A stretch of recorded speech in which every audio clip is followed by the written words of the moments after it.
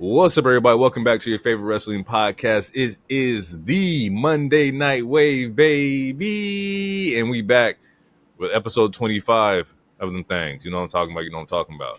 Shout out to all the listeners out there. Shout out to the ones on Spotify, YouTube, Apple Podcasts, iHeartRadio, wherever you're listening from. We appreciate it. Thank y'all for tuning in.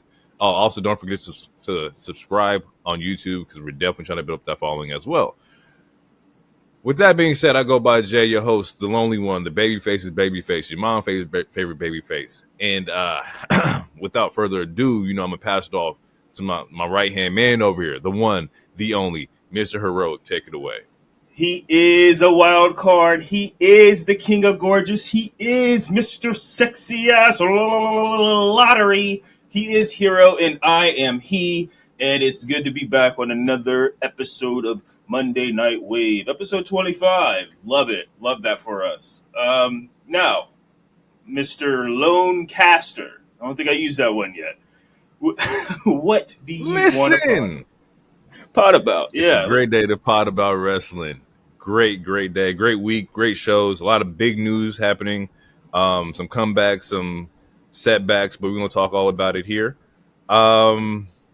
Before we get into everything like we always do, we're going to start off with the news. What we got here? First things first is we want to send our condolences and prayers to the Anoa'i family. We just found out yesterday that Afa of the Wild Samoans has passed, so we want to send our condolences and prayers to them. Yes. And yeah, man, just it's tough. That's very tough, especially like in the recency between losing like Roma's dad as well. Yeah. That was definitely a hard hit for the family. I'm sure it is. Yeah. Condolences, prayers, thoughts, all sorts of positive vibes. Similar to marriage spouses who lived together for a long time, I guess twins also or have a similar synchronicity, or sort of like when one goes, it's not too far beyond. The other one might not be too far behind. Yeah, I know. Yeah, it just sucks, but it definitely sucks. So shout out to them. Shout out to the Anoa'i family, man. Stay tight, stay strong, keep y'all head up for sure. Keeping it in somber news, we found out that injuries, right, are a thing. They happen. Yeah. We found out that Dakota Kai is out for 8 to 10 weeks. I didn't see what the actual injury was. Was it tied to like her knees again, or yeah, it's something with her meniscus? So yeah, okay. I think it might be a torn meniscus or something like that. So we definitely send our thoughts to Dakota. She's stay keep your head up, champ. I love you, King Coda. She's injury prone. I don't know her age or anything, but it's getting to the point where it's like, fuck, man, they might have to finally push the button on her if you're going to give her a push. If you're gonna, I don't know, maybe next Money in the Bank or something, but we gotta. I don't know. I feel like we gotta do something with her before the car breaks down, because it seems like, and that's not trying to be disrespectful or anything, it just seems like she gets injured a lot, and everyone wants to see her at least. Everyone wants some of their favorites or just some of the people that they'd like to be, presented and projected well or whatever. So I feel like when she does come back and we get this new baby. I mean, Damage Control is already baby faces at this point. And right. Then, so once she gets back, and hopefully Asuka comes back at some point, I don't remember her time date for when she was supposed to return, but yeah, hopefully this babyface Damage Control gets a good run, and we can get King Coda in a singles title run, hopefully, or something like that, or just in some significant storylines. Not everyone needs a title. Yeah. I've said that multiple times. I agree, but like a significant storyline or something that, yeah. So, but yeah, shout out to King Coda. Rest up. Keep it in, spinning out of condolences and stuff like that to get into more what the hell you thinking kind of comments. Wait, this is Adam Cole thing. Oh yeah. Wait. Yeah, my bad. We got a couple superstars gearing up for a return. Adam Cole is set to be gearing up for a return. Hasn't been seen since, what was that? The Vegas show. Double or Nothing. Yeah, it was Double or Nothing. And he did a little spot with MJF.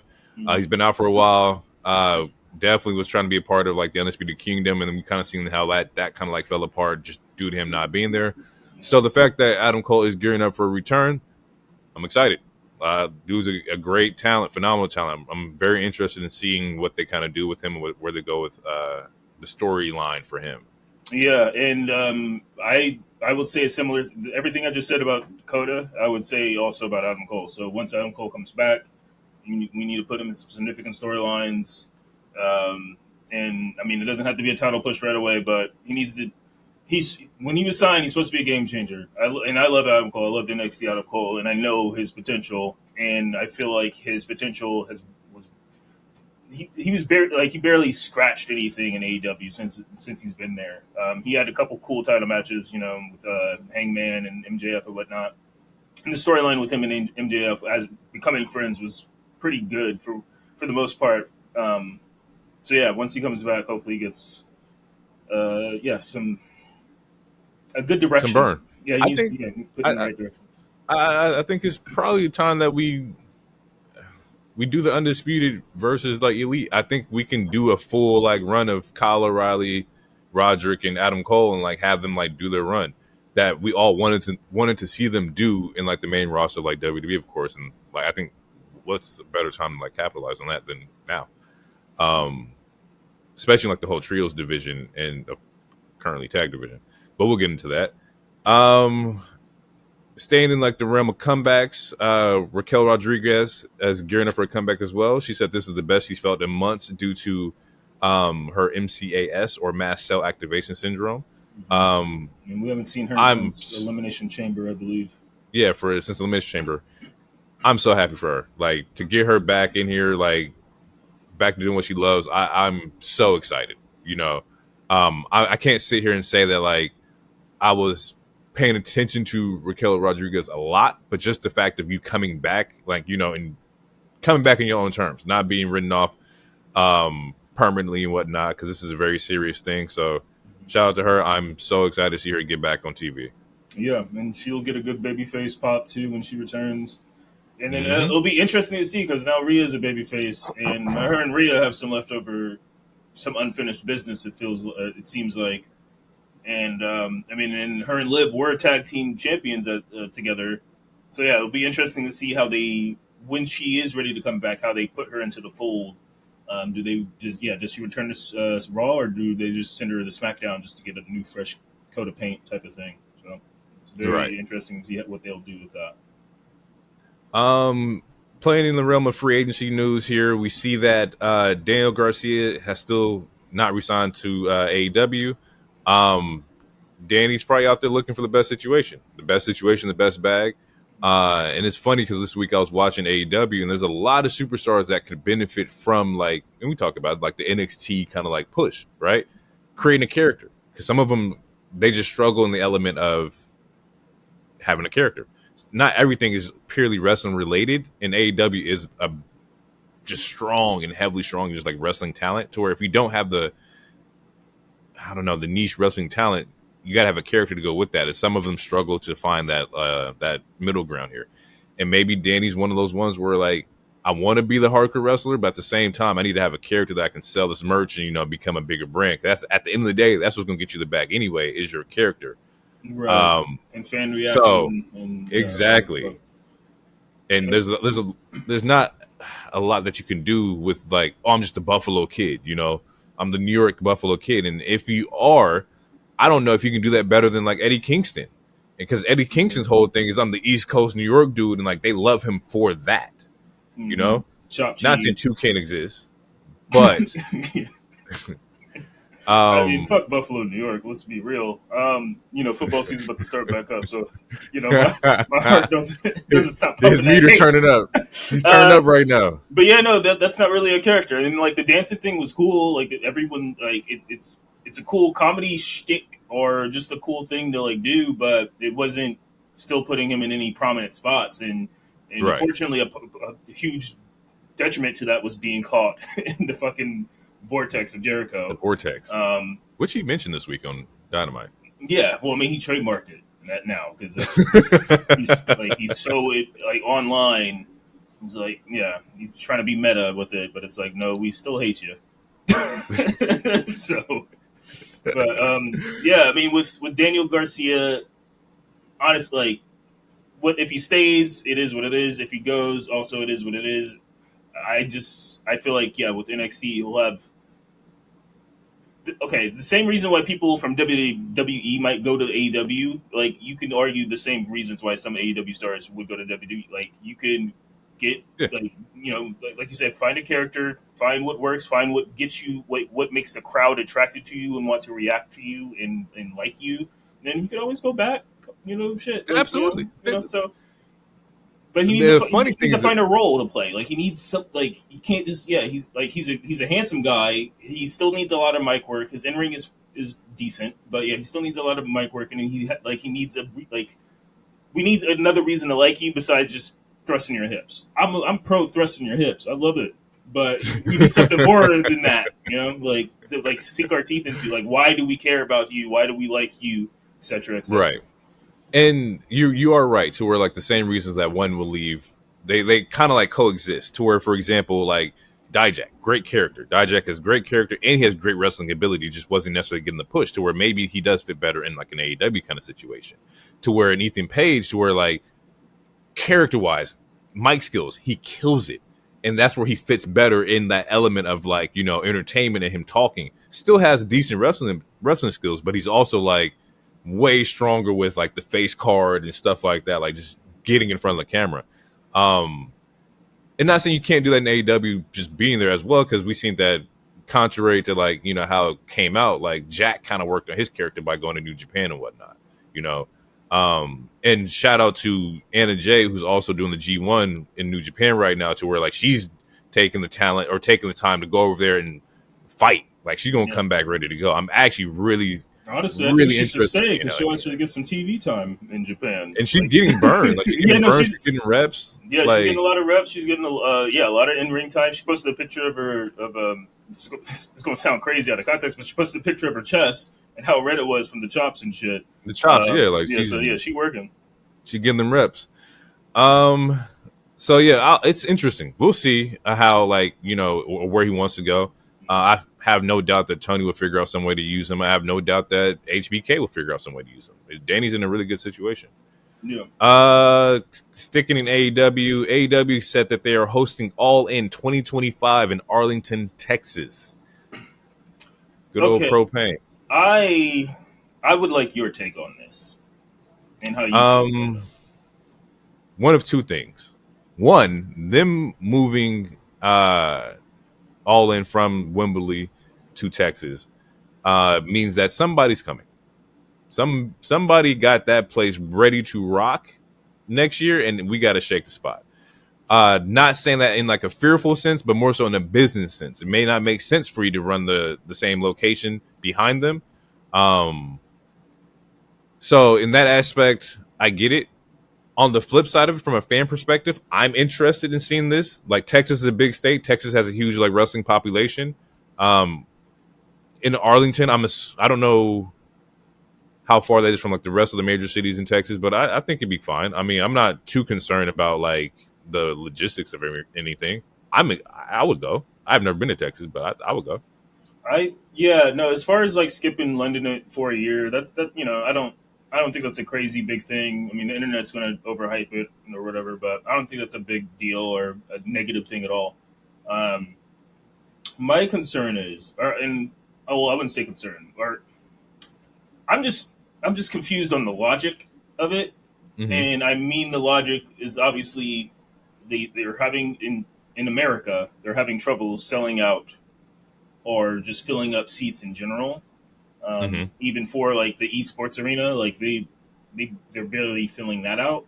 So the stadium thing is just a little perplexing, not like logistics wise, in the sense of like what are your plans to like how are we gonna how are you guys going to change the way you're filling like you're filling out arenas and stadiums currently versus what's going to happen then?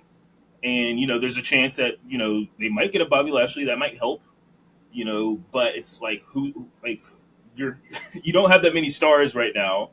that are drawing crazy. So it's just I'm just curious to see how that's going to work. It almost seems like they're working ass backwards. And this is me talking just as just being concerned. I'm not even trying to be facetious. I'm just a little confused, and I'm going to let it play out. I don't know. I don't know. Yeah, I'm just going to let it. I have to let it play out, I guess.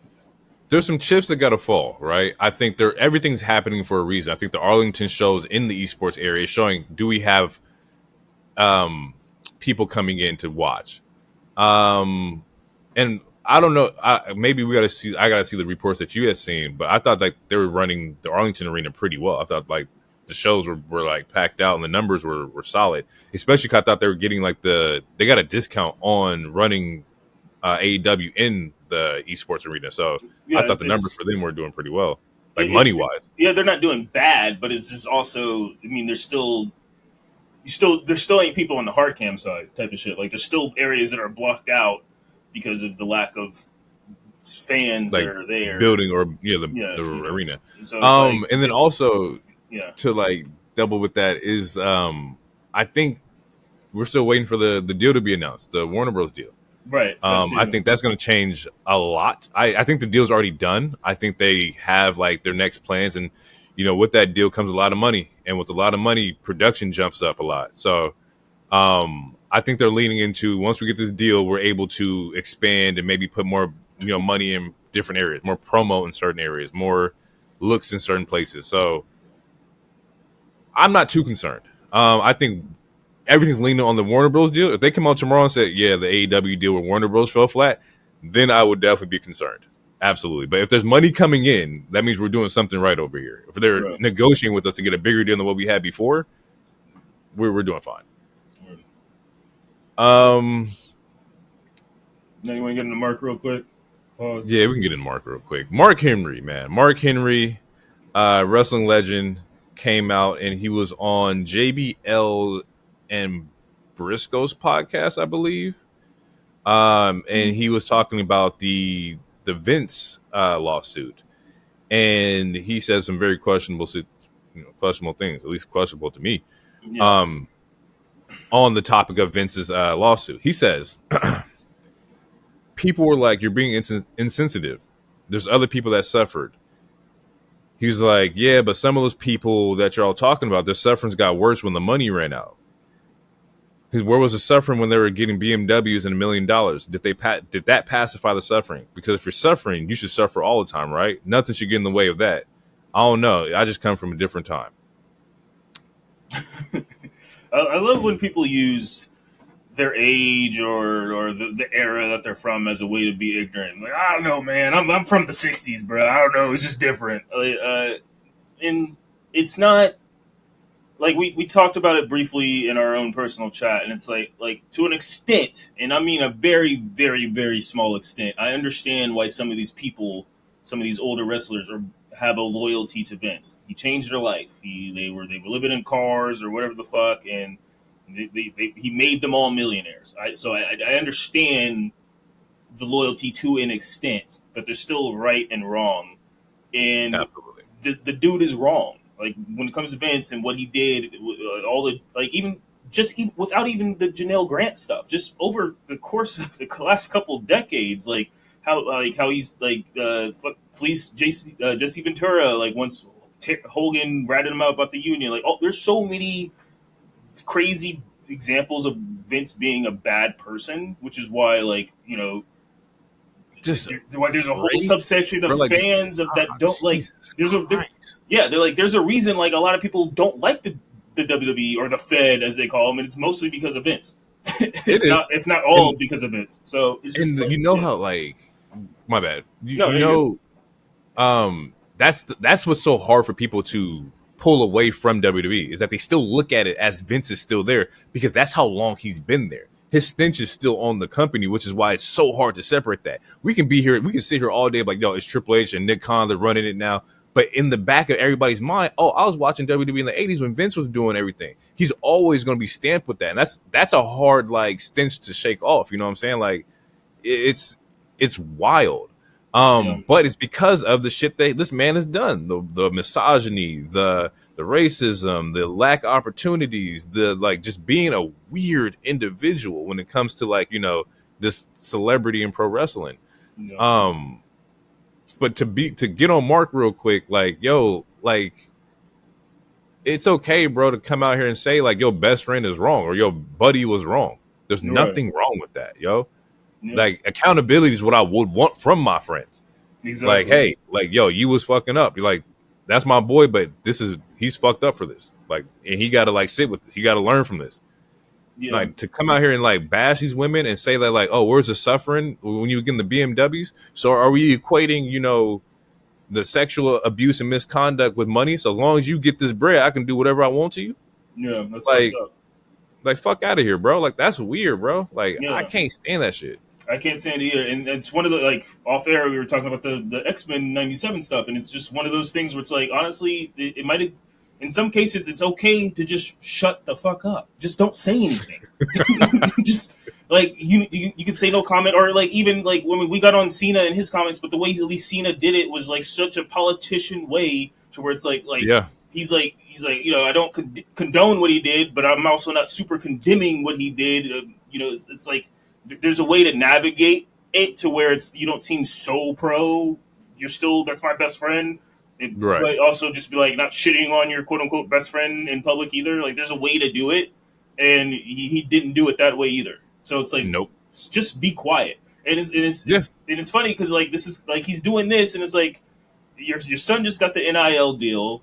Like, you were just at, I think it was Raw. This Raw, he was there. Bro. So shut the fuck up. Like, the optics look crazy, bro. You might not. Yeah, because of this, you might lose a bag now. You're like, just shut up. It's like, okay, it's like we're going right back to WWE. We got the WWE like signing with my son, and then the next thing I'm gonna do, the same week, I'm gonna come out here and be like, yeah, what Vince did wasn't, they weren't complaining. You just end up putting that stench right back on the company, bro. The shit that they're trying to shake, you keep like open your mouth and fucking shit up. Like, just shut up, bro. That's it. Everybody's trying to move from it in WWE, because even what like Rollins was saying. Like, we're just trying to focus on what's going on here and move past it. Whatever's back there, we want to keep it back there. You know what I'm saying? And there's nothing wrong with that. But don't sit here and keep talking about this dude being a celebrity and you're inside the business that they're trying to shake, or they're trying to shake that image. Yeah, Very fucking weird, bro. Yeah, and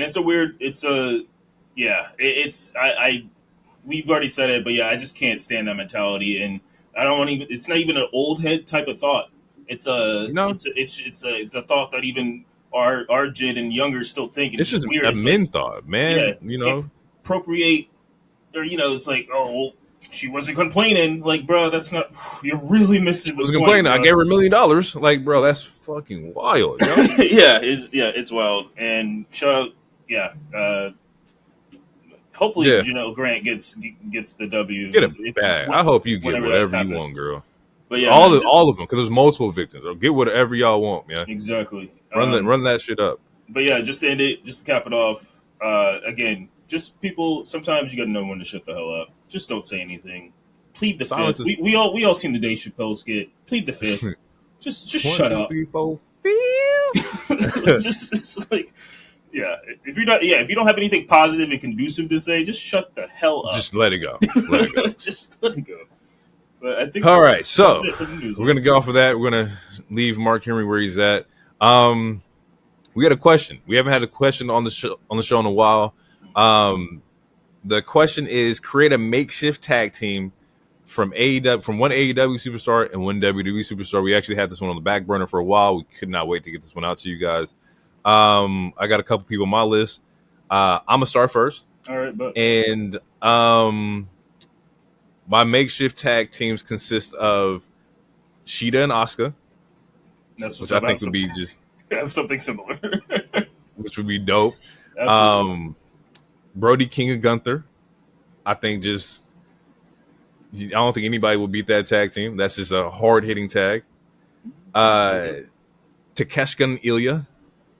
You give me the Dragon with Takeshita, and I think we got some shit going on here. That's fire. I like it. I like it. Fletcher and Waller. Now, from the aspect of like they both look like douches, and I think that you can like use that inside respectfully. You can use that in like a promo or like a character kind of sense. And they're both Australian, I believe, as well. Huh? Did not know that. I think Fletcher's Australian. Hobbs and Carmelo. Ooh, I think that, I like that. I think we can cook some shit up with that for sure. The milk chocolate with the caramel. Let's go. The caramel. Man, caramel. This bros. one kind of caramel. That's funny.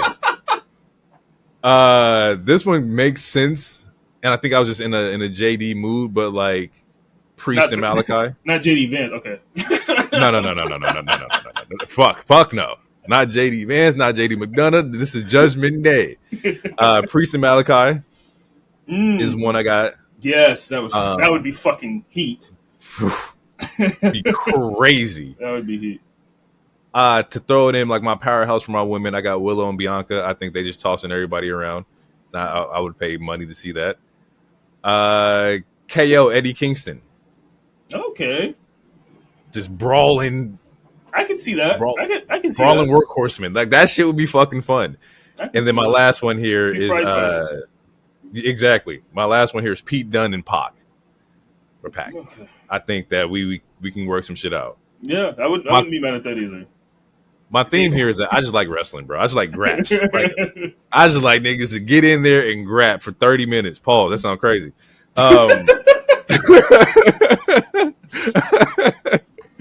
What you got?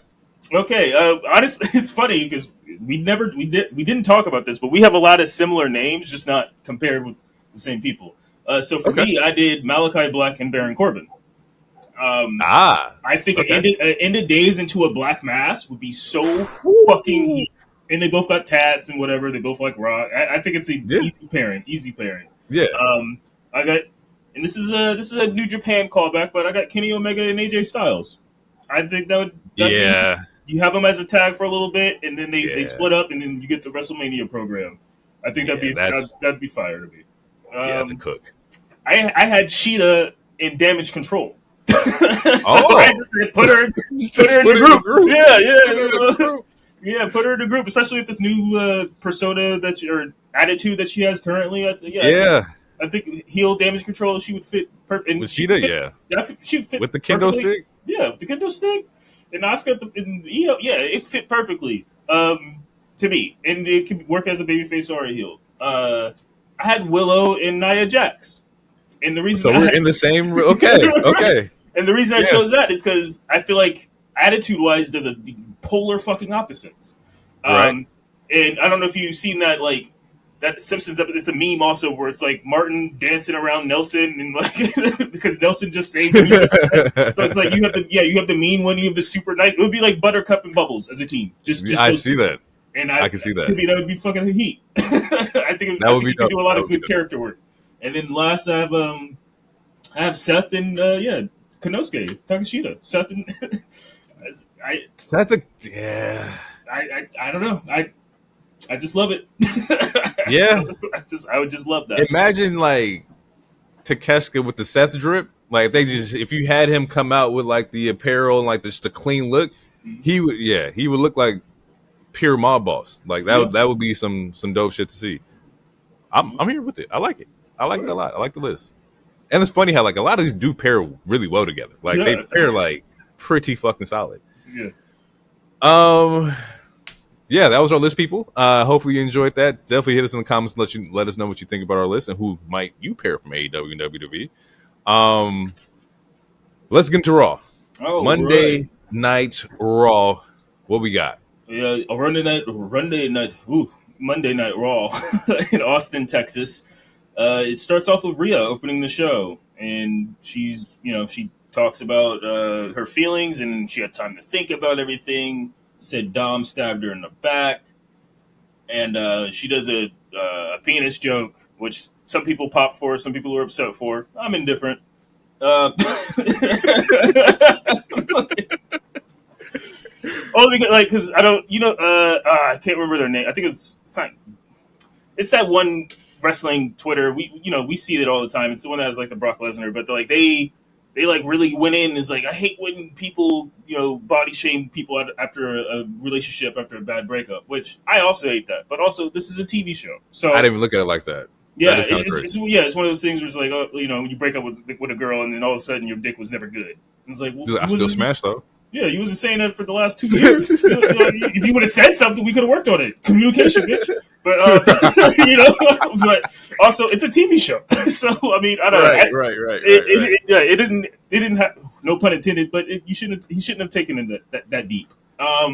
Which was Rhea's whole joke, actually. So Yeah, that was the whole joke. that was That the was whole the joke. whole joke. But Dom and Liv come out from the fans, through the fans on the stairs or whatever, and Dom he tries to explain why he turned on Rhea, and Then he said, "I'm a man. I deserve to be treated like one." yeah, I want chicken tenders and to play video games anytime I want. Which I can relate, but that's not,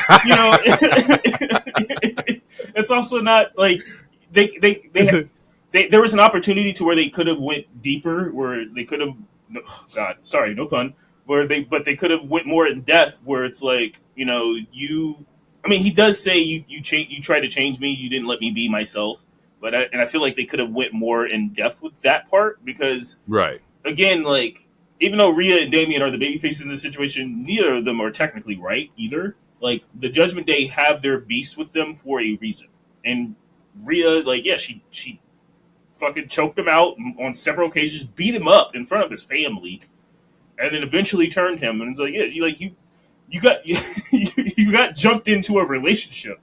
Like, can you imagine? No, that's funny. Like, you gonna love me, like, yeah, boyfriend now.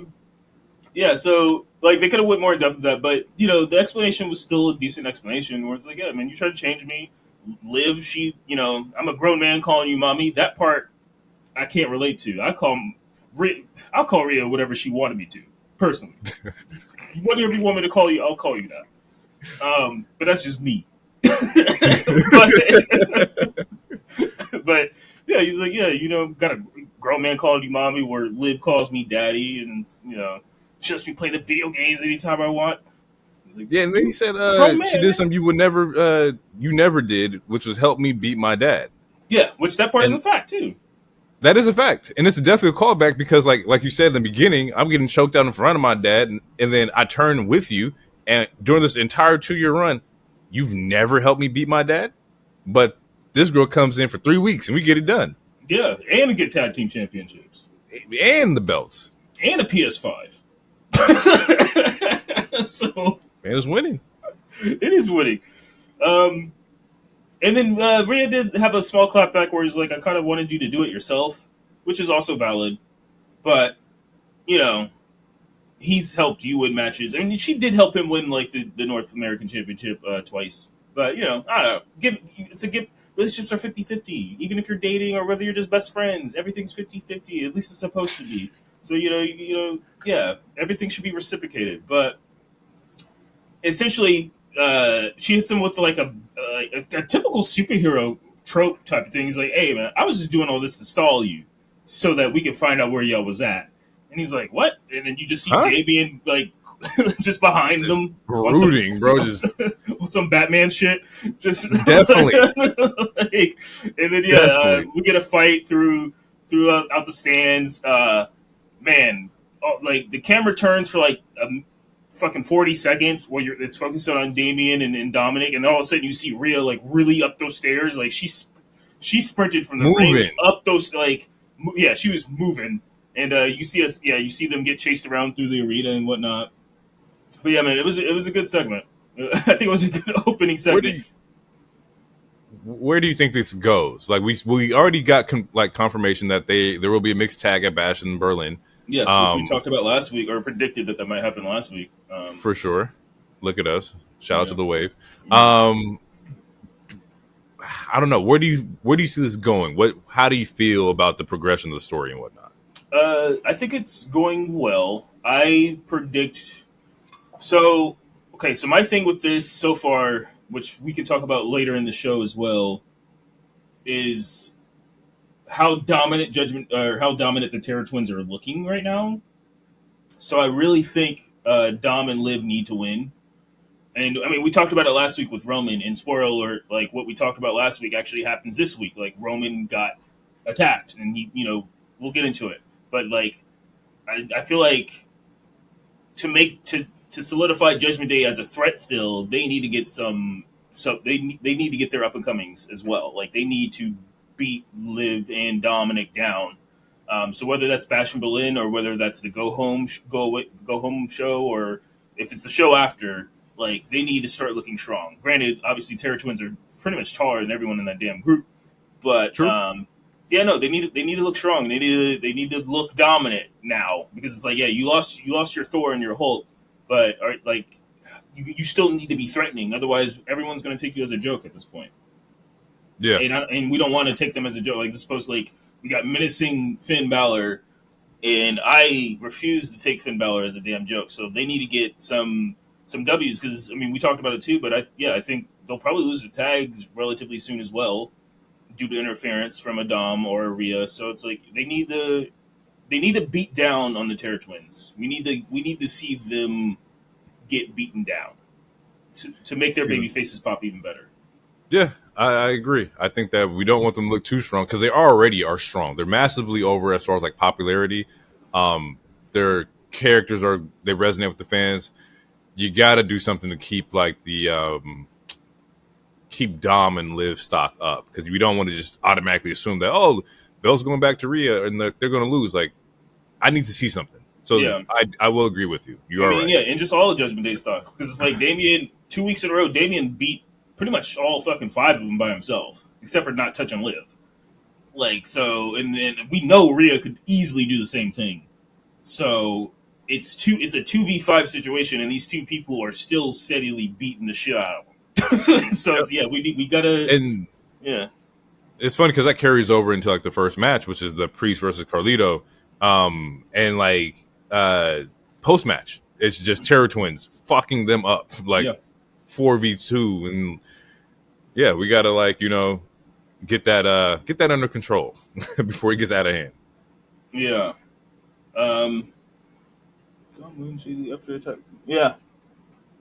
Yeah, pretty much. Damian wins that Carlito match, which was good. Carlito was working. It was a cool match. And we almost get a Rhea almost riptides Dominik, but which was about to get a crazy ass pop. Like it's like that moment going up the roller coaster. The fans were like they were fiending for it. But, Liv saves him. So yeah, we'll probably see that at Bashful, and we'll probably see that riptide.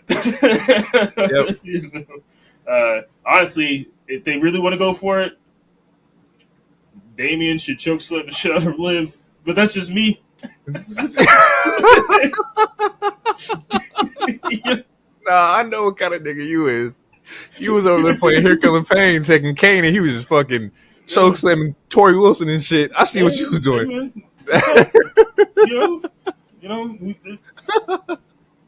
One of my favorite Batman quotes from Brave and the Bold is, "The fist of justice is unisex. Anyone can get these hands." So, hey, I ain't gonna lie. If Priest come out there and chokeslam Liv, that'd be my moment of the year. That's funny. Like, did you take a hard bump? Because the last out the heavy he just put on JD on JD was crazy. Man, with Liv, she's flying out of there, bro. Oh, yeah, she should go through the ring. Let's keep it a buck. God damn it. Throughout the show, we get an Alpha Academy promo where Ivy approaches Maxine, and Maxine just chooses to stay loyal because she's not switching up. Yeah, which is a little foreshadowing. Yeah, where you been? He's like, I've been doing stuff, but you should stay back. You should stay out this match. Stay in the back. The boys just need to handle this. And yeah, Maxine was like, nah, I gotta stay, loyal to the soil. And Ivy's like, guys. I thought you would say that. Okay. Bet. And then, good shit. Yeah. Good shit. We get a Bo Dallas segment also. Didn't say much of anything really. I'm not changing my opinion on this team. I still think after last week, I'm vibing with it. I still want some more stories from some of these individual characters, but now is the time for them to tell us, like, their motivations in their in game, because I don't want this team to get gold at all. Personally, I don't think it makes Nah. any sense. But I still feel like we should know what their purpose is. Like who, what are, not necessarily what are you, but who what the fuck do you are you want? targeting? Like, what do Yeah, you want? Yeah, yeah. like Who are you targeting? What do you want? Because the first the week we see why. you, the first week we see you, you kill a bunch of random producers and cameramen. Then you start feuding, feuding with Gable, and it seems like Gable still wants to continue that feud. But it's like, again, yeah, why are you guys doing this? Yeah. Like, what? Yeah, what is your goal? I just want to know what your goal is. Like, is your goal to revenge every single person that's been betrayed? Okay, sure, that's fine. Is your goal to be Thanos and take out half the roster instantly? I need to know what your goal is so I can further back you up. Because looking cool is fine. I like groups that look cool, but and it's the same thing with Final Testament. I've said it multiple times. Like, who are you niggas? Like, you guys look cool, sure, but who are you? Like, what the fuck do you want? Why do you have two managers that don't speak? But we'll get into Final Testament later. Oh, bro, when I realized that the other day, I lost it. I was like, they have two managers, and both of them don't talk. No, What the fuck is going on here? And Karrion's a decent speaker, like, but the fans, he's still like they're really trying with him. They're really trying to get Karrion crossover, and it's to the point where, yeah, something I don't know. The shoe needs to drop at some point. And yeah, and like he's not getting over. I mean, yeah, no crowd respects him. No crowd gives a shit about Final Testament, and it's like I don't think beating up the New Day is going to help. Even though New Day's beloved, it's like it's still not helping. Beating up Rey Mysterio, that didn't help. Like, I think this is helping more so New Day than it is like Final Testament, and they've been beefing with everybody for shit a good year now. I don't know. I don't know if like you should lean into the aspect of Scarlett, because Scarlett's the manager. That's like the prototypical, respectfully, like the hot blonde woman that everybody wants to see on TV and stuff like that. The valet, and I don't know. There's a different term for the female manager. Yeah, the valet, the valet. Like, I don't know if you should lean into that to where maybe she's cutting the promos, maybe she's executing like, hey, y'all go do this, y'all go do that kind of thing. That way they have like, oh, she's the ringleader. Because right now Cross as a leader is playing more so the psychological game, but there's not enough entertainment in that like that segment for them. Like not a lot of like WWE levels of entertainment. And then you just have this 76-year-old just staring menacingly in a camera, and it's like, what is he there for? Yeah. And what is Scarlett like? Get her in the ring or something. Yeah, like if the managers aren't going to talk, there's no reason for them to be there. I don't understand it. It's similar to the fat thing, which we talked about before. Also, we don't want nobody to lose their job. Respectfully, we're not talking about anybody losing their job, but we're saying create something for them to do. Yes, find them something to do. Anything like it's just a group of like, what is it? 5 people, and 2 of them don't say or do anything. Yeah, it's weird. Yeah, keeping it inside the Final Testament. Final Testicle. Jesus. Odyssey Jones has a jobber match. Like what do they call it? Enhancement match? I don't say jobber. Enhancement match. Enhancement talent. Yes, please. Enhancement talent. Dustin Rhodes on our ass. Enhancement talent match that pushes the story a little bit. After the match, Cross comes out and calls out Kofi for replacing E. As this happens, Woods is trying to cut a promo against Cross, but Kofi takes the mic out of his hand, and you can see that Woods gets a little visibly upset. A little like, hey, like, what the hell's going on here? Yeah. In this segment, Kofi then sets up the bit of the final testicle. So, Testament. And then, Karrion also said like, whatever Karrion's doing is actually working, low key. But yeah, he was like, yeah, he's not trying to actually. He didn't choose Odyssey to replace Big E. He's actually doing it to replace you, my guy. And like, this is a good story. Like, it's good. Like, Karrion is really good at telling the story on the mic. He's just still like it's hard for us as fans, or it's hard for majority of the fans to like. No, okay, I'm gonna break it out for you. This segment of Cross and New Day is a chapter book, and you got to give these niggas picture books. Like, you got to give these fans something visually that they can like attach to. They're not paying attention to like the imaginative like factors of what Cross is doing. He's actually being a masterful like manipulator here. Oh, yeah. But you got to sit there and like break that shit down. It's not so much in people's faces, and they're not. It's not registering. You know, that's what the issue is. It's too smart for these regular niggas, bro. It's too smart. Yeah, I feel it. I was gonna make a joke, but no, I'm good. I feel it.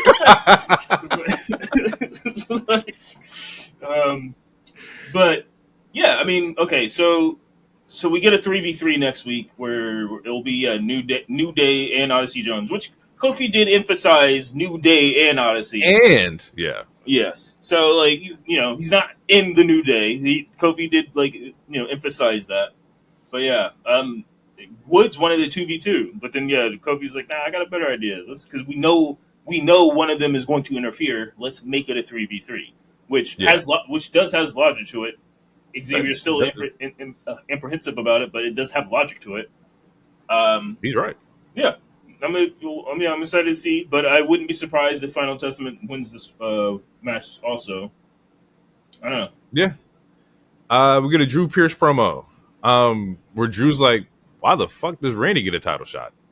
What is he even doing here? He don't even go here. And then I found this very funny because like if anybody had title shots, Drew, you didn't have your shots. Couple of them. Several.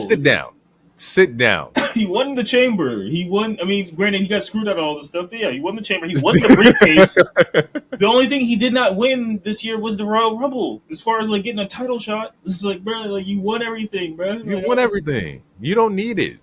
I don't want to see Drew next to a title shot. Go do something. Next we get Alpha Academy versus American Made. American Made. And my first note is terrible name, terrible theme. I don't like their theme. I don't like this name. I don't. It's hard. The crowd is trying to, but it's kind of hard. Maybe we got to hear it in person in a couple weeks. The force you suck chance. Yeah, it's becoming forced. With Gable's old theme, like it can kind of hit, but now Gable's old theme is the American Alpha theme.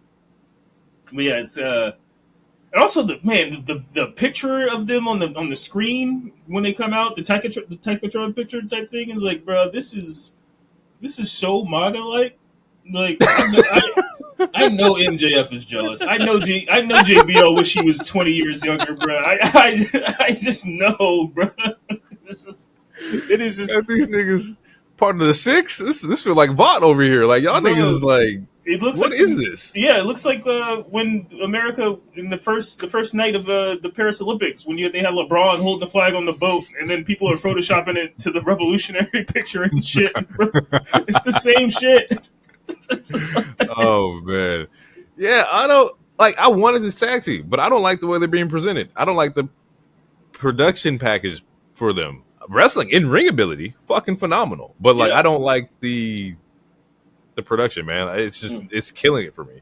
And it was a Texas tornado tag match, which all four boys they were all four working, man. Tozawa looked great. Tozawa was working. It's been a while since we've seen Tozawa allowed to get active like this. I'll say it that way because he's always had the talent. He's a former cruiserweight champion. He's always been good. He just fucking for 3 years he was dressed as a ninja. Anyway, but yeah, all four guys were working, and the Creed Bros are American Made win, and that's because Ivy Niles shows up and attacks Maxine, and is like, "You chose this," and she did.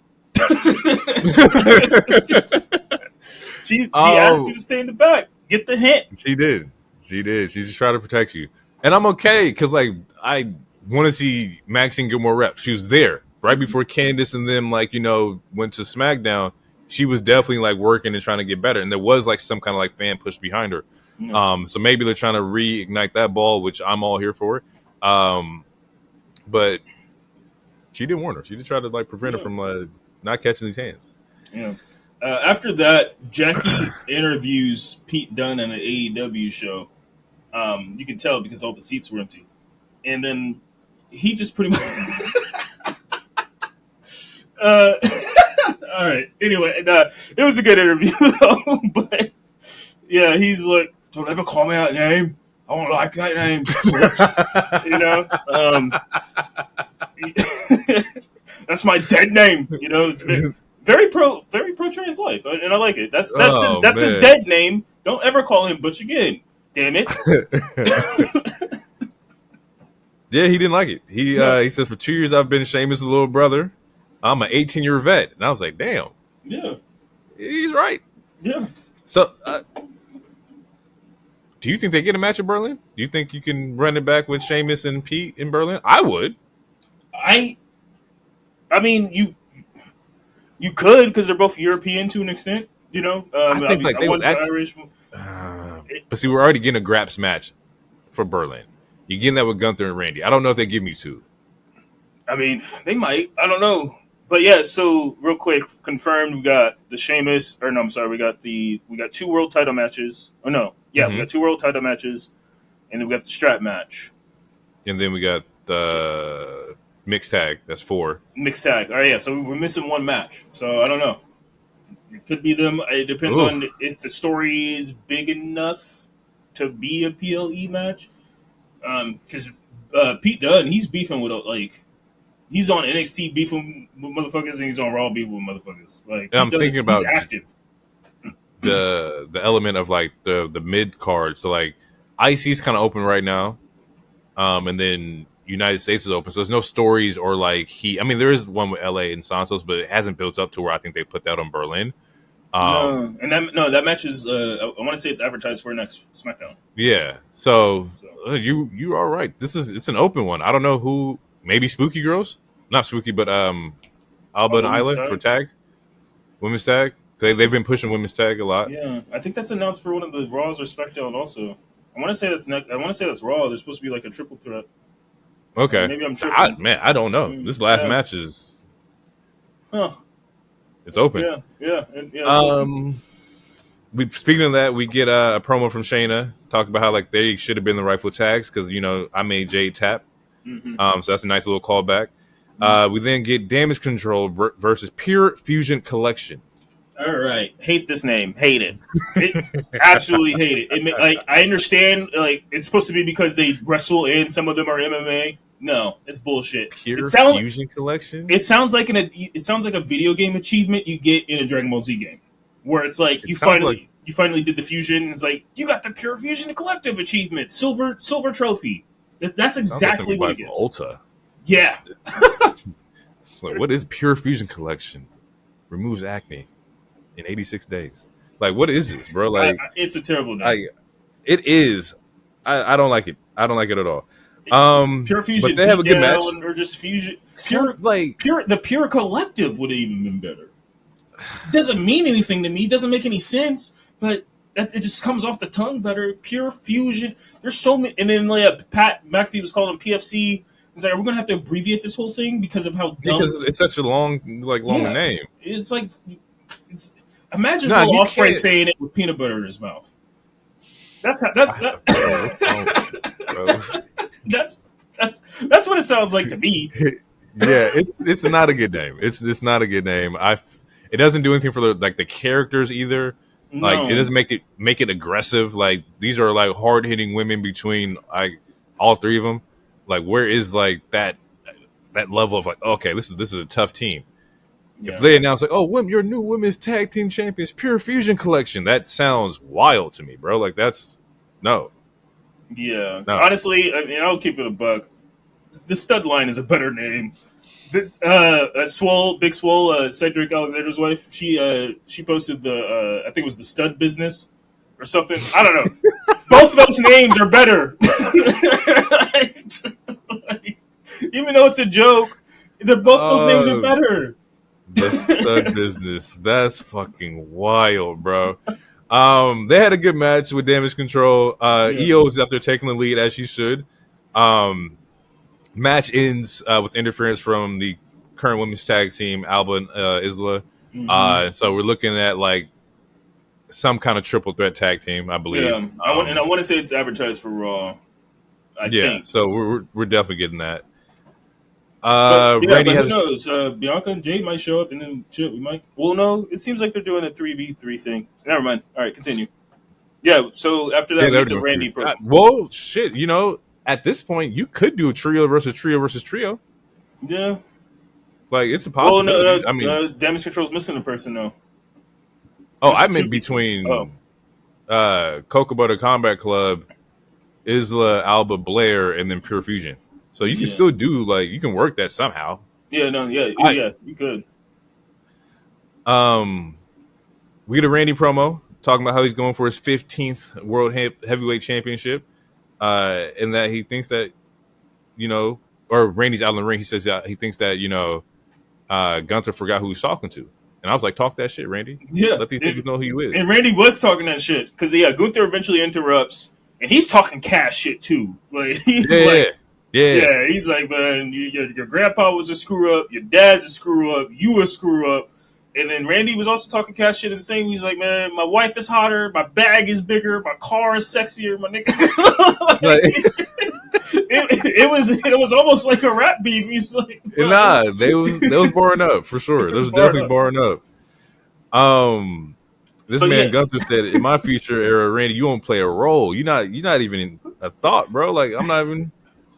I'm a Bro, Gunther on the mic is so good, bro. The nigga said prediction number one. I'm gonna give you the beating of a lifetime. Two, because of that, you'll never be world champion again when it really matters because you always screw it up. And I was like, damn, this motherfucker is like, he just know how to hit you. He know how to hit you like with these words, bro. And like, it's like, hey man, fuck you, man. You don't know me. Yeah, for real. For real. But enter Drew. Yeah, Drew comes out. Mm-hmm. Yeah, and that's Drew because I mean it was hinted with the Priest thing. Drew's like, yep, Scout's honor, I'll be good or whatever. Scout's honor. Yeah. But yeah, Drew comes out. Looks like he's about to, I don't know, either attack both of them or at least attack Gunther. But then Punk comes out of nowhere because it was advertised that Punk was having flight issues, troubling schedule. I don't know if that's a nod to last week's AEW or if that was just the way God damn it, man! I didn't even think about that. Yo, if that I hope not. Cause I don't want to say like these shots exist, but if that was a shot, that was a great shot because that went over my head entirely. But Punk attacks him. Drew has a small comeback. He takes off his belt, but Punk reverses it. He gets the belt. He beats the shit out of Drew with the belt. Drew runs off. It's simulating, or it was hinting at a strap match, which thus later gets confirmed. I think like on Tuesday or Wednesday or whatever. And then while that's going on, Gunther has his back turned to Randy. Something that you never do, ever. Never do. And even as a friend, just never do it. And we get an RKO out of nowhere, and it was great. How do you feel about how do you feel about stories intertwining? Because this particular Raw, like you see a lot and they've been doing it, but I feel like they're starting to finally find their groove with how things intertwine. Because like later on, there's a backstage segment with someone talking, and you see Gunther upset from getting RKO. He's like slaps the fucking slaps the water and shit. And it was a Punk interview post this match or post this segment. Punk's getting interviewed, and this is where he announces that he's doing the strap match. You see Gunther in the back just slapping shit around. I like the intertangledness of it because it just makes it seem like it's all one world. I'm definitely fine with that. I'm also fine with it because of the way WWE is able to like show you the left hand, but you're not paying attention to the right. Like some of this shit may tie into something else. Yeah. I think there was doing I think when Gable first got hit by the Wyatt Six, the next promo he did when he's coming back, the Bliss was on one of the trailers in the back, just to kind of like make you think like, oh hey, maybe you should pay attention to this. So they're really good at that. I'm okay with like stories intertwining because of the way they're able to like control the details and control the narratives and give you what you need to have when they want you to have it. Okay. My thing is, how do you feel about a strap match? This is one of my favorite matches. Strap matches are great. I'm here for it. I mean, I'm here for it because in WWE we haven't seen it since The Fiend versus Daniel Bryan. Yep. And then the last other one, which Punk and MJF, or no, that was Dog Collar, I think. Or was that a strap? Yeah, it was a dog collar. It wasn't a strap match. I'm sure the last strap match I've seen was in AEW, though. But as far as WWE goes, the last one was like in 2021, and that was Daniel Bryan versus The Fiend. But yeah, with Punk and Drew, I think it should be good. I mean, and we'll have a regular ref. But their last match was good. Punk looked great, and obviously we know what Drew can do, and Drew's absolutely fantastic. And with this match, I think, we're going to hear a lot of smacking. I didn't even catch that. I didn't even catch that because, like, during this segment, Punk did hit Drew with the belt and left those, like, the marks on his back. Mm-hmm. So he was just even more so foreshadowing, like, the strap match because, like, if you don't think Drew gonna get his lick back, you left marks. I gotta hit you back. Yeah. And I think we're gonna get the 3-peat. Whatever. I'm assuming Punk wins this one, and then we get the third match at Bad Blood. So here's something, because during that promo, he was asked, about why he wasn't there, and he said he told a little lies to make sure Drew didn't run. And then he's like, "It's not about the bracelet. Drew can keep the bracelet," and I lost my goddamn mind. I sat there and I was so pissed off. I was so tight. Okay, not like realistically. You didn't finish though. It's like it's not about the bracelet. It's about my name and my dog being on his arm. It's about that. My wife's name. Fuck that shit, nigga. What the fuck this whole time, nigga? We sitting over here looking at this goddamn bracelet. We trying to figure out the story connection to this shit. This nigga over here like, it's not about that. I almost flipped this goddamn table over. I was like, ain't this some shit? It's the principality. 6 weeks of this goddamn fucking bracelet to use just for you to come out and be like, man, ain't even about that shit. Respectfully, I get it because like it was your wife's name and your dog's your family on. It's the principle, And he's keeping it in his pocket, and shit.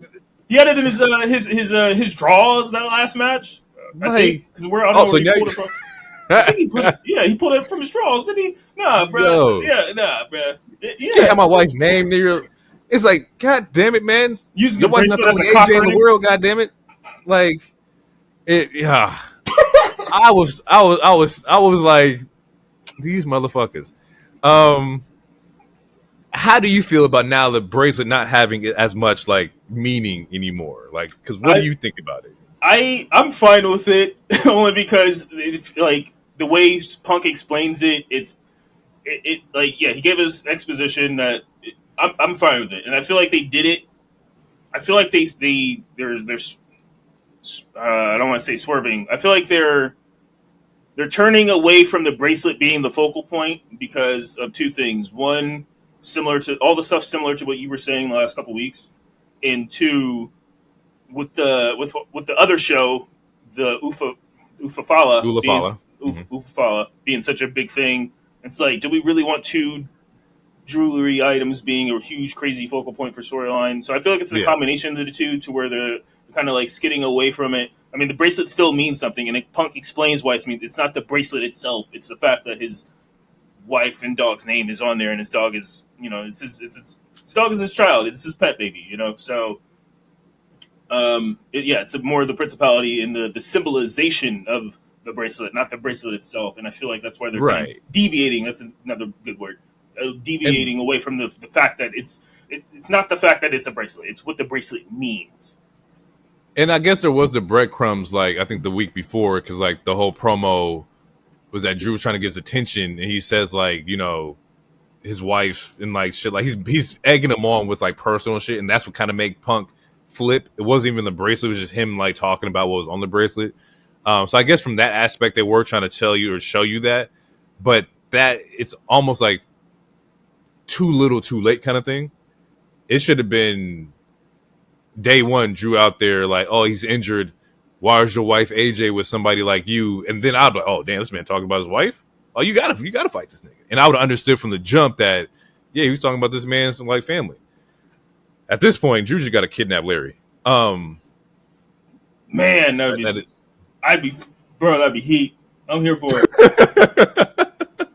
Did you see the post I posted yesterday in the other chat with the two female rappers beefing? I did see that. I didn't know if that was real or not, but I did see that when she stole his dog or stole her dog. That's some some Yeah, devious shit.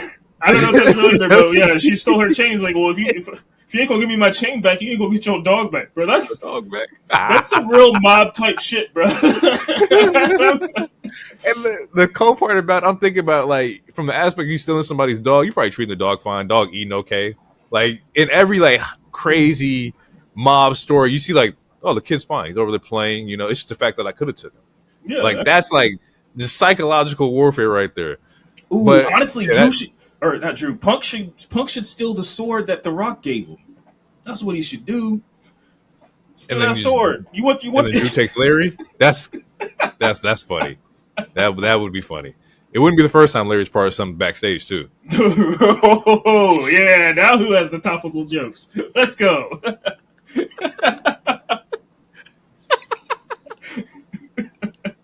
I love it. Oh fuck. We get Bronson Reed versus The Miz after R-Truth sets him up earlier in the show. Talking, he lets him know, like, oh man, I got you a title shot. You know, you got an intercontinental title shot tonight. Against Braun. Bronson Reed. And he's like, that's not Braun Breaker. I don't want to fight him.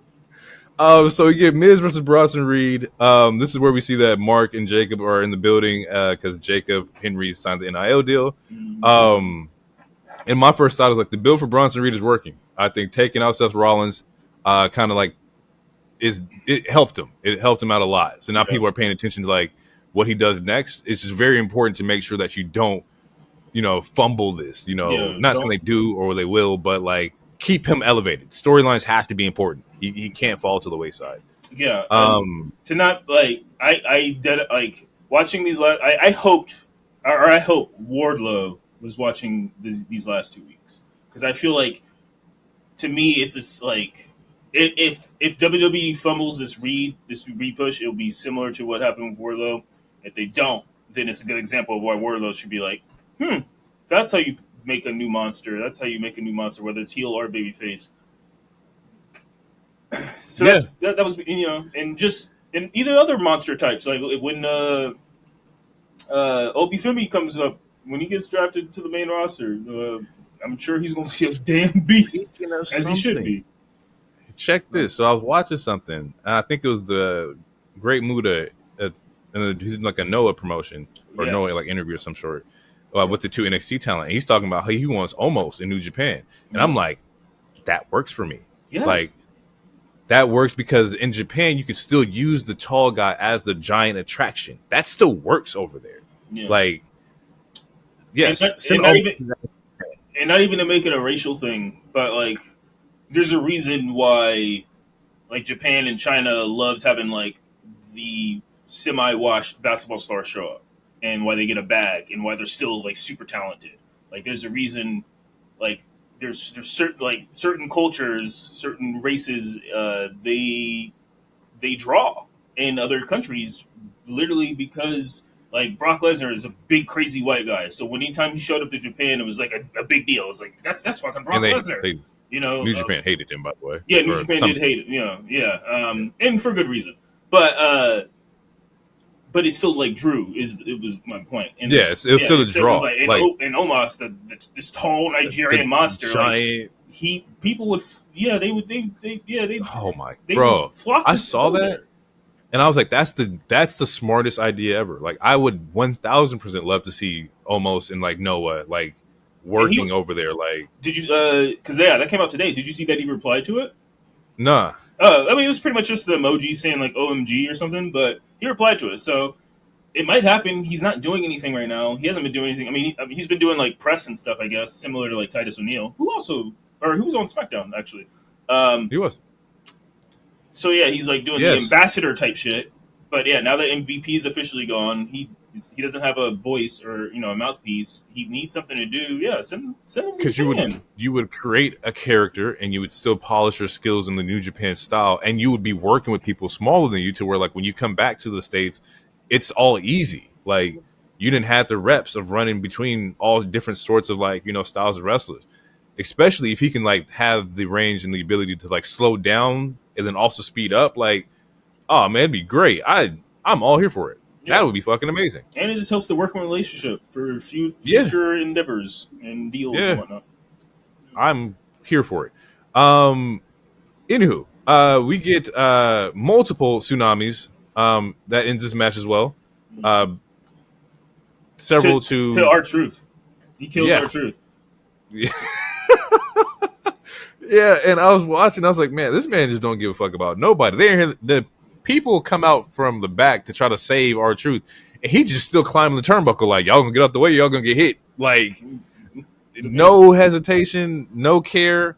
It's like when you watch like a 3-year-old jump off the couch. It's like, you shouldn't be doing that, but the adrenaline rushing you're just gonna keep doing it anyway. And that's it. He's gonna go through and just start splashing people. He's tsunami Truth. I would expect Truth to be off TV for a little bit. Not realistically, but like at least 2 weeks. At least 2 weeks. At least 2 weeks. It gives Miz something to do next week where if he wants to avenge his friend, he can, and then he'll suffer the same fate. He would indeed suffer the same fate. We then get the Braun Breaker versus Sammy best 2 out of 3. Here's my take is that I wanted it to be longer. I knew that the match was going to have it was going to be a little quicker because by this time I think it was like we're 2 hours and 45 minutes into Raw. So I'm like, okay, this is going to be like a 10 to 12 minute match, including like, commercials and whatnot. Mm-hmm. Or without, including commercials. So I was like, fuck, I would love this to been like one of those 20s maybe that we can kind of like get the, the anticipation of, oh my God, he stole one kind of thing. It should have been, it could have been a little longer. Pause. Before we get into the match, how did you feel about Braun's entrance? Like him talking before the music started, and then he seems to have a catchphrase. Like it just started, but it could catch on. He's like, "Is there any dogs barking out here?" or some shit like that. The dogs are always gonna get over it. Yeah, the dogs like that's. I'm feeling it. Yeah, but it's like similar to the acknowledge me, similar to like, is there anything you want to talk about? I can see a world where like this was like when he picks up the mic, the first thing he says, "Is there any dogs out here tonight?" or something like that. And motherfuckers, yeah, I don't know. So I guess I was asking how you feel about it. Do you see? I like it. Do you have any? Do you think it has any legs to it? Yeah, for sure. Because Braun Breaker got legs right now. That man is scary, bro. Like he's the most exciting young talent we've seen in a while, and we could have seen this in NXT 2.0 when he came out like there and he was going crazy. We knew that once he hit the main stage, he's here. Yeah. Him kicking down that styrofoam X, I was like, oh yeah, that nigga's here. He just has like it's just an aura, bro. Like it's a character aura. It's like it's a draw that people are just like attracted to. It's the reason why like he is the IC champ right now. Mm-hmm. It's like we couldn't put you through the ringer. We couldn't have you go through the respectfully the Mello and Ilya and Lyra like walk. You got to go this way because we got to capitalize on you right now. Yeah.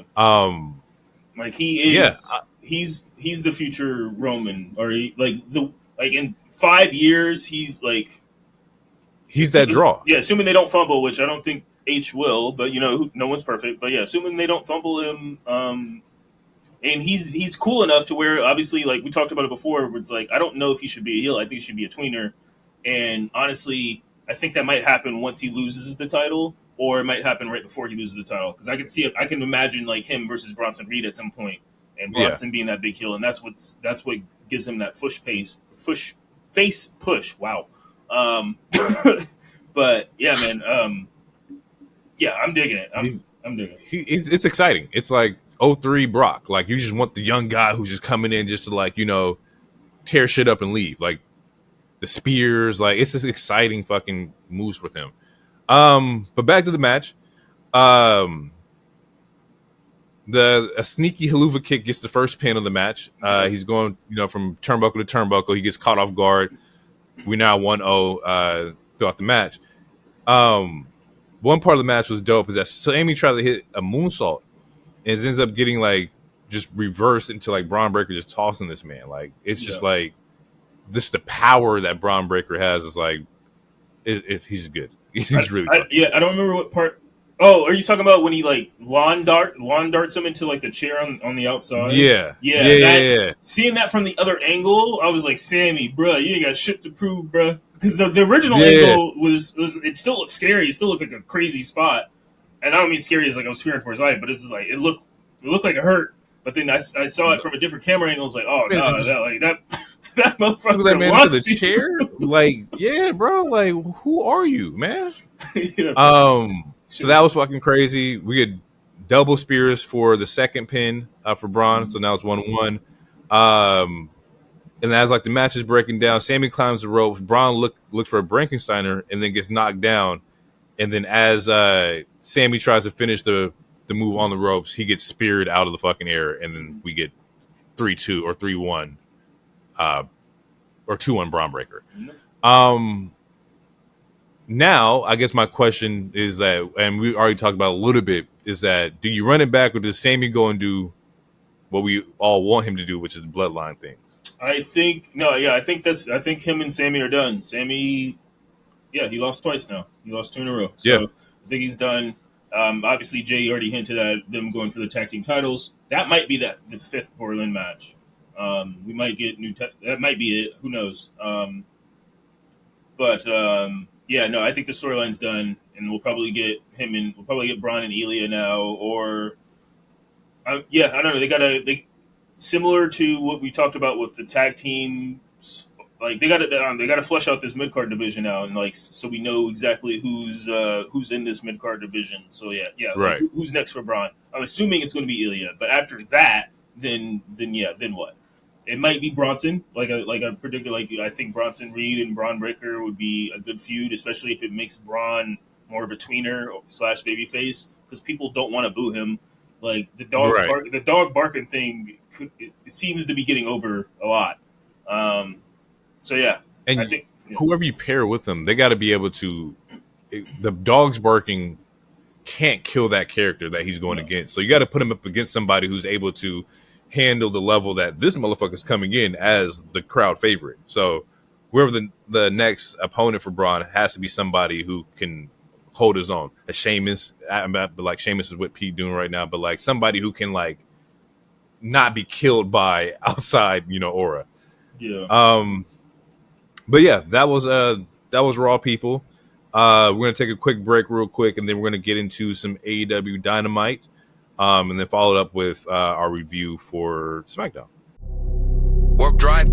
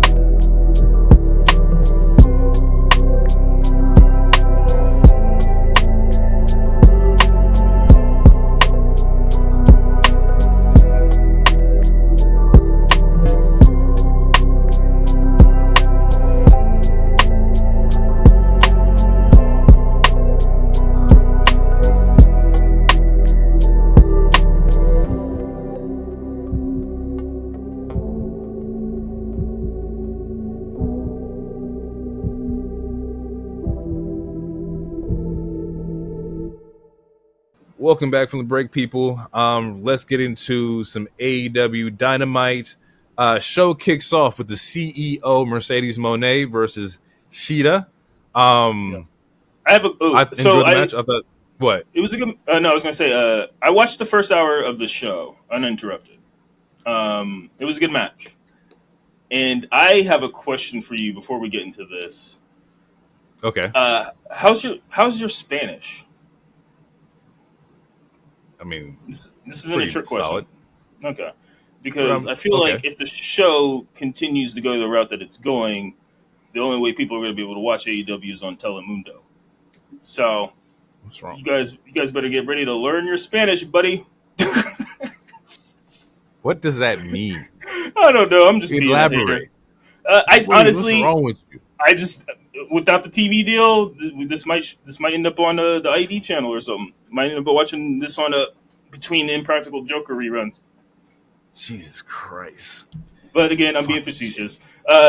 Sorry to cut you off. Hikaru Shida and Mercedes, it was an actual good match, and personally, It was a good match. I want to see them cook longer because these, Yep. as far as the work women in this company, if you take away an Athena, I think Shida is in that top 5 of like actual like really good in ring like workers. If you take away a if you take away Tony / her gimmick, and you take away an Athena who's fortunately in ROH Vortex, then like you got Mercedes, who's obviously one of the best in ring women ever, which is why she got the contract she got, and and then I think Shida is like highly up there as far as this company goes. I love Shida. I'm a huge Shida fan, and I thought it was a good match for what it was. I think Sheeta's in the KO role, just a plug and play. Like you can plug her in any situation, any feud, and like she's going to give you a great match no matter who she goes up against. Like, she's what 3-time AEW champion. Like that doesn't happen, for no reason. So she's definitely like one of the premier like players. Yeah. I will say though, if I had to nitpick anything, the ending, I have a problem with the ending, but it's one of those situations, and it happens. It's also in the main event. It's like who's the heel and who's the face in this match, because Shida just turned, like when she returned this last month or so, she's been the heel, and Mercedes is also currently a heel, and they were working heel-ish, so it kind of made the match a little confusing in that sense, where it's like who's the heel, who's the face in this. But again, it was a good match. It was a solid match. Yeah, it was. And I was looking at the list of like the talent that was wrestling today, and most of them have like clear cut heel baby face like roles. And I can agree. Like right now, I don't know who would be the baby face, and this is definitely not Mercedes. But then Sheeta is also beloved by the fans, but she's also more aggressive. In this Match, I don't know. In this match, Shida should have been the face or was the face. The face, yeah. It just wasn't based on the match, though. You couldn't necessarily tell that.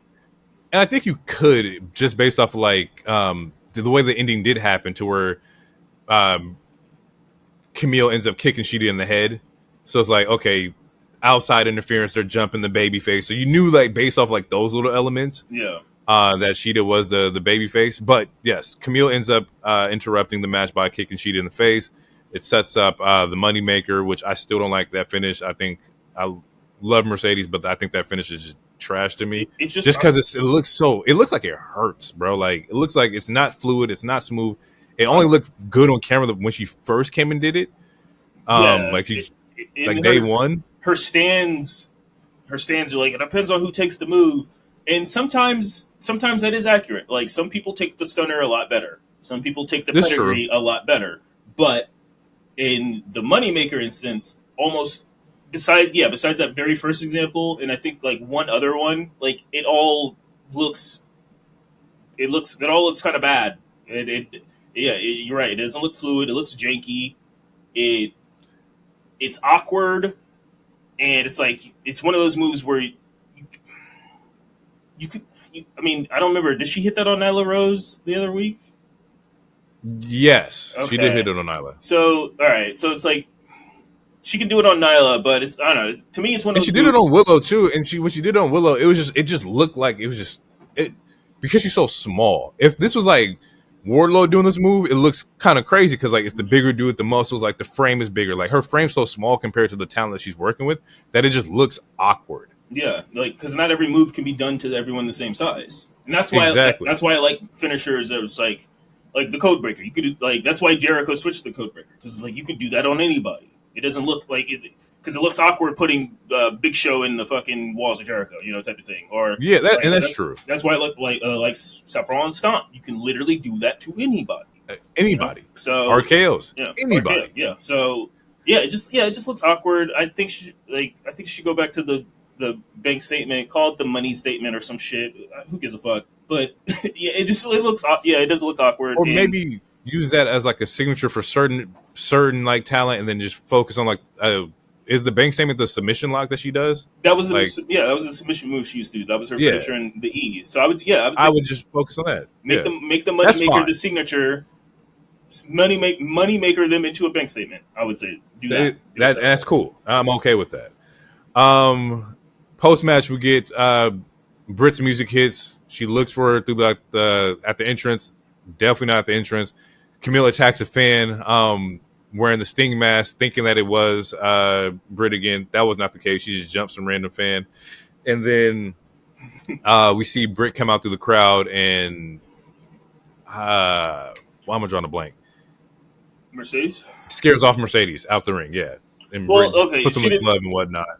Yeah, and this is where I have a problem with the ending, just because it also I don't know because so the music comes out, Camille just starts attacking a fan, which the fan was dressed how Britt was a couple weeks ago, so that's Right. why she did it. But we never we don't she doesn't take off the mask of that fan or anything to know that it's not Britt. We know Not that Britt, yeah. we know that it's not Britt because we see the camera pans to where we see Britt coming out of the entrance or the crowd, which she's walking kind of slow, and then she gets on the ring apron and she's putting on her glove.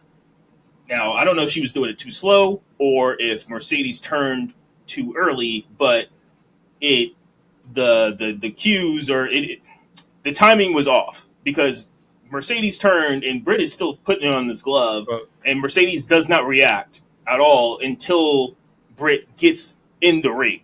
So it feels like someone was either too late or too fast.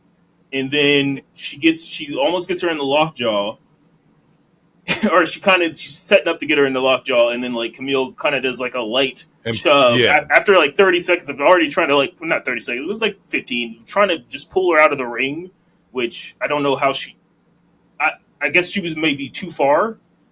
I think they were too centered in the ring to where Camille couldn't like just pull her out like how normally a heel would pull out or their friend before they get in a move or whatever. Mm-hmm. So I don't know, just some of someone missed a cue or something was a little off. So that would be my nitpick with it. And again, I'm using the word nitpick, so I'm literally nitpicking it. But it was just a little off. You're not wrong. You're not the first person I saw that talked about like the timing with everything, which is also interesting because like there's a jumbotron in front of you. You could see the cue right before it happens if you're turning facing like the screen, and that way when she does put on the glove at the right time, then you can turn around. Yeah. But you're not wrong. I saw a lot of people talking about the timing and like maybe Britt was like milking camera time, and I'm like, that's not how this works. I just think like miscues happen. Like the girl was gone for 2 weeks based off a suspension. It's all right. Still not indifferent, but like my meter for like excitement for the Britt CEO match is not as high as it was based off the last pay-per-view. So based on when she was like announced, I knew that was going to happen. So I'm in the middle. I'm at a solid like 5 out of 10 right now on the Britt CEO match. Like the promo and like the backstage and everything hasn't really got me too excited, but I'm looking forward to seeing the match, I guess. Okay, so real quick, based off the three women's programs that we have, would you say that you're more excited for Mariah and Tony? Would you say that that's the strongest program out of Mercedes and Britt, and then out of Statlander and Willow? Yeah, I think Tony and Mariah have been giving me enough of like the back and forth of like Tony shows up and attacks. Mariah's throwing these promos, but she had another promo this week where she's calling her out and like, so like I am more excited for the Mariah Tony, Stat Willow for sure because just of what the history of like losing your belt and like them turning on her. So yes, and it's fucking crazy to say, but yeah, DMD CEO is number 3 on my list for women programming right now in AEW. Yeah, I would say I want to say it's the same order. But I would put the DMD CEO almost tied with the Willow and Stat, only because Willow and Stat, they're going to have a 0-hour match, and it's going to be a mixed tag with fucking Ishii and Stokely, and I'm like, I did see that. Why are we doing this? I did see that. It makes no sense. Okay, yeah, I forgot about that. Switch it. They're DMD CEO at 2, and then they're at 3 at the mixed tag. Yeah. Yeah, I forgot that was mixed tag. If it was 1-on-1, definitely swap it, but mixed tag doesn't do anything for me. And maybe they just want to stretch it for All In, uh, which is like 2 weeks or 3 weeks later and whatnot. Or all out. Um, I get so All Out. confused. I get confused too. All Out, my bad. Word. Okay, that was it.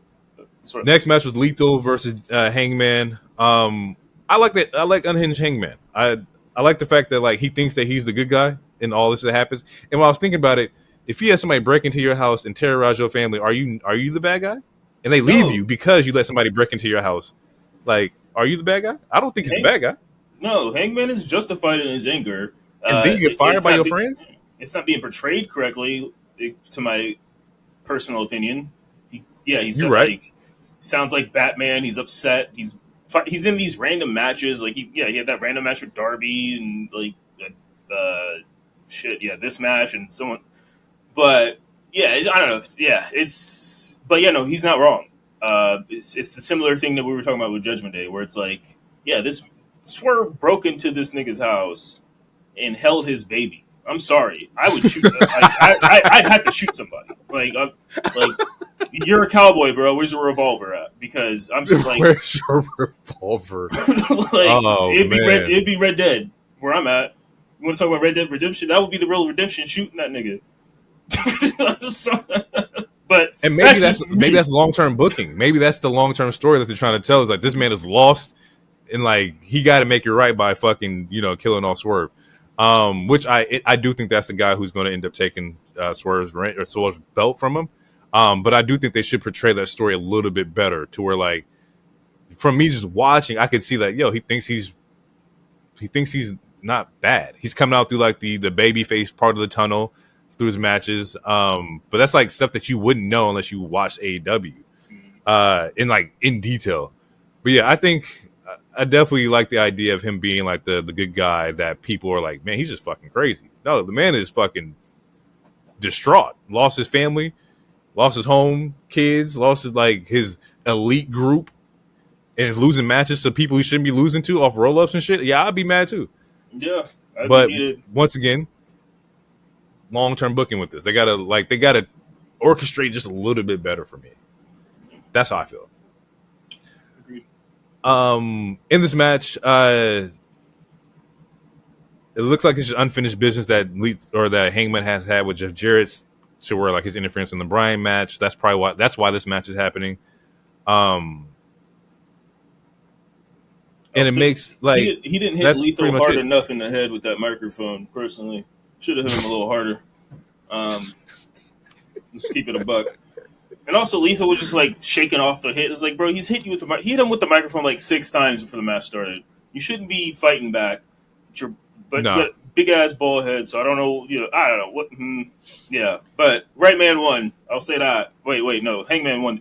Yeah, right man won. Mm-hmm. Let's go. Yeah. Nothing more or less about this. I think we get more of Hangman's story after All In. Right now, his build-up gives me, and I say this very loosely, don't come at me, but it gives me like Stone Cold before Attitude Era, to where like he's just being an unhinged like fucking heel face kind of thing, anti-hero. But not to this, once again, loosely, just he's very aggressive. He has an attitude. He doesn't like nobody. That's where the similarities like stop for me. Next match on the list is, or not next match, but we get a Pac promo. He's a little pissed off that he doesn't have an all-in, he doesn't have an all-in match. He then says that it doesn't matter. In 2 weeks, he'll get his, or 2 weeks after All In, he gets his shot at the title in All Out in Chicago. So whoever wins between Will or MJF will, see him eventually. Still think he should be on the card, but also I get that sometimes when you go over like your home area, like you want to spend time with family and stuff like that. So maybe that's what this is. I find it very hard to believe like you don't find a spot for Pac on the show. Right. So I'm just going to lean into more so like he wanted to spend time with his family. Hopefully, I don't fucking know. Maybe he comes out and he's on the show and he's going to sabotage one or the other. But I would want Pac on the All In show. I personally want that. I mean, I've said it before. I don't know. To me, it's weird because he won that global 4-way last month. And that title has been MJF has defended that title in Mexico and in Europe. I'm about to sound like a Joe Hendry song, but he's defended this title multiple times, and we're still in Pac is still waiting for his moment. Like at this point, I'd beat up TK too. Like we're like, what do we like? Why does he have to wait this long? And like at some point, you got to Bronson Reed it. You got to take matters into your own hands. Exactly, because like, bro, like you won that global 4-way in it was like mid-July or late July or some shit, and you got MJF defended all over the country, and you still haven't got your match, and you got to wait for Ospreay Ospreay and MJF too. Wait for them to finish in your home country also that you're not on the card for. Like, nah, at this point you should. Yeah, I'm running it up. Yeah, at this point, like I would have forced a triple threat. Like if we're being from the POV of Pac, if we're talking kayfabe, at this point, if I'm Pac, I would have forced a triple threat. You got me fucked up. But, it is what it is. But, yeah, he has to wait 2 weeks after, which I'm assuming is the All Out show. If not All Out. Yeah, okay. Yeah, I don't know. I don't know. It makes Pac look a little goofy, in my opinion. But it does seem a little odd. Like I said, he should be on the show. Like, I don't know. Maybe it's going to happen. Maybe they're throwing us for a loop. Maybe this is just to, like, kind of gauge fan interest. But I don't know. We get a Darby promo. It's him and Jack in the back going, or Darby comes out. Before that, though, we get a Mina. Mina comes back. Mina looked very nice. Just had to say that. Take your shots. Everyone, take their drinks. We did get the Mina promo. He said the thing. Yeah. Which I'm confused because she's indifferent. It's like you didn't like Tony until that one match. I don't know. Go kiss Mariah. That's what we want to see. That's what we want to see. Yeah, she was, and that's not even trying to be heartbroken. Freak man. I'm not even trying to goon out, but that's what we want to see. Yeah, she did cut her promo where she was like shocked and heartbroken. Never seen Mariah so vicious and Tony so obsessed with revenge. Like she's just like doesn't want nobody to get hurt. And I think she's just playing coy. I think she's going to choose her side, which will be with Mariah. I would hope. Hopefully. So. Hopefully. I'm trying to see real love, bro. I love seeing real love flourish. You know what I'm saying? I'm real romantic. That's funny. Jack Perry and Darby backstage beefing. There's supposed to be a promo for Darby. That wasn't going to happen. Jack ends up slamming the garage door on this man's chest and tries to take this man's head off with this goddamn audio cart. And I thought they were going to do it. I didn't see everything else in AEW. I was like, him rolling this cart into this man's face seems pretty on brand. But I would have done it. He doesn't. He gets stopped by security, and then he says, I'm going to beat him at his own game. And at All In, we're going to do a coffin match, which I haven't seen in a long time. So I'm like, I'm okay with this. Like the casket matches or coffin matches, like it's been since like Prime Undertaker Kane. The last time I saw one or seen one that I cared about. Wait, AEW's never done. They never done. They have. I thought they have, but like I can't remember what the stipulation was. I know because I remember Jack Perry burying Christian. Yeah, you're right. He did do that. But that's not a coffin match. It's a buried alive. Buried alive? Yeah. Huh. But I thought they were the same concept. I mean, yeah, it's the same concept. You're putting a motherfucker in a thing. Yeah. Closing it. But so we have our first specialty match for All In, which is a coffin match. Which I will say this because Darby did kind of bar him up. In the little lack of promo that he did have, he was barring him up, which is like, hey, bro, I don't give a fuck about you. You haven't done a damn thing here. I mean, he was saying everything that most people feel about Jack Perry. Like, what have you done, bro? Like, honestly, you should have been fired. Like, and then he said something similar to that. You should have been fired, bro. All the bullshit you was doing, you chased our biggest star away. You should have been let go. You like, no one gives a fuck about you. Who are you? Yeah, no, Darby was barring him up. It would have came out better than if someone else said it. But no, Darby the concept. Is Jack the Draymond? Is Jack the one who is the problem child? He's the reason why Katie left the Warriors. Is that Jack Perry? They still got a ring after Katie left though. So this is also true. You can't say that. You can't say that. This is true. If anything, Jack is the Jordan Poole. And they still shipped him off. You're right. Damn. That's a double entendre right there. That's crazy. on both sides. Fuck. We get the Casino Gauntlet qualifier match between Roderick, Orange Cassidy, and Kyle O'Reilly. These men were working. I liked it. I liked this match a lot. My only issue is that OC Orange Cassidy, I feel like has like the biggest like plot armor right now. Yeah, And I don't know what it is because like Roderick is great, OC is great, and maybe Kyle O'Reilly, OC is great too. But maybe for Roderick and Kyle, they're just saving it for when Adam Cole comes back. Maybe that's why they don't want them to get involved in anything.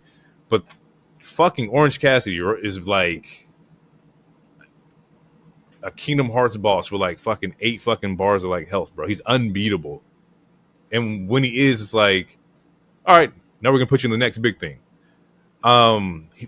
If you can't tell, my bad. He won this match. No, he won. Which, yeah, no, it seemed like he was going to win already, like before the match started. But Strong was really the better worker in here, and the way he was chopped. I mean, granted, there wasn't a lot of people there, so you could hear the chops better. But the way he was chopping those motherfuckers was loud as fuck. It sounded like gunshots. I feel like if Gunther would have heard it or Pentagon was there, they would be proud. Because he was slapping the shit out of those chests. Right? Yeah, man. But yeah, like didn't Strong and O'Reilly already fight though? So it's like, what are they holding off exactly? Like, I mean, if Adam Cole does like, and also when O'Reilly did come back, he said he wanted to do his own thing, which I'm pretty sure that's why him and Strong already fought because. Riley came back when Strong was champion of when he was the Intercontinental or Continental. Yeah, International. Yeah, International. Yeah, so I don't know.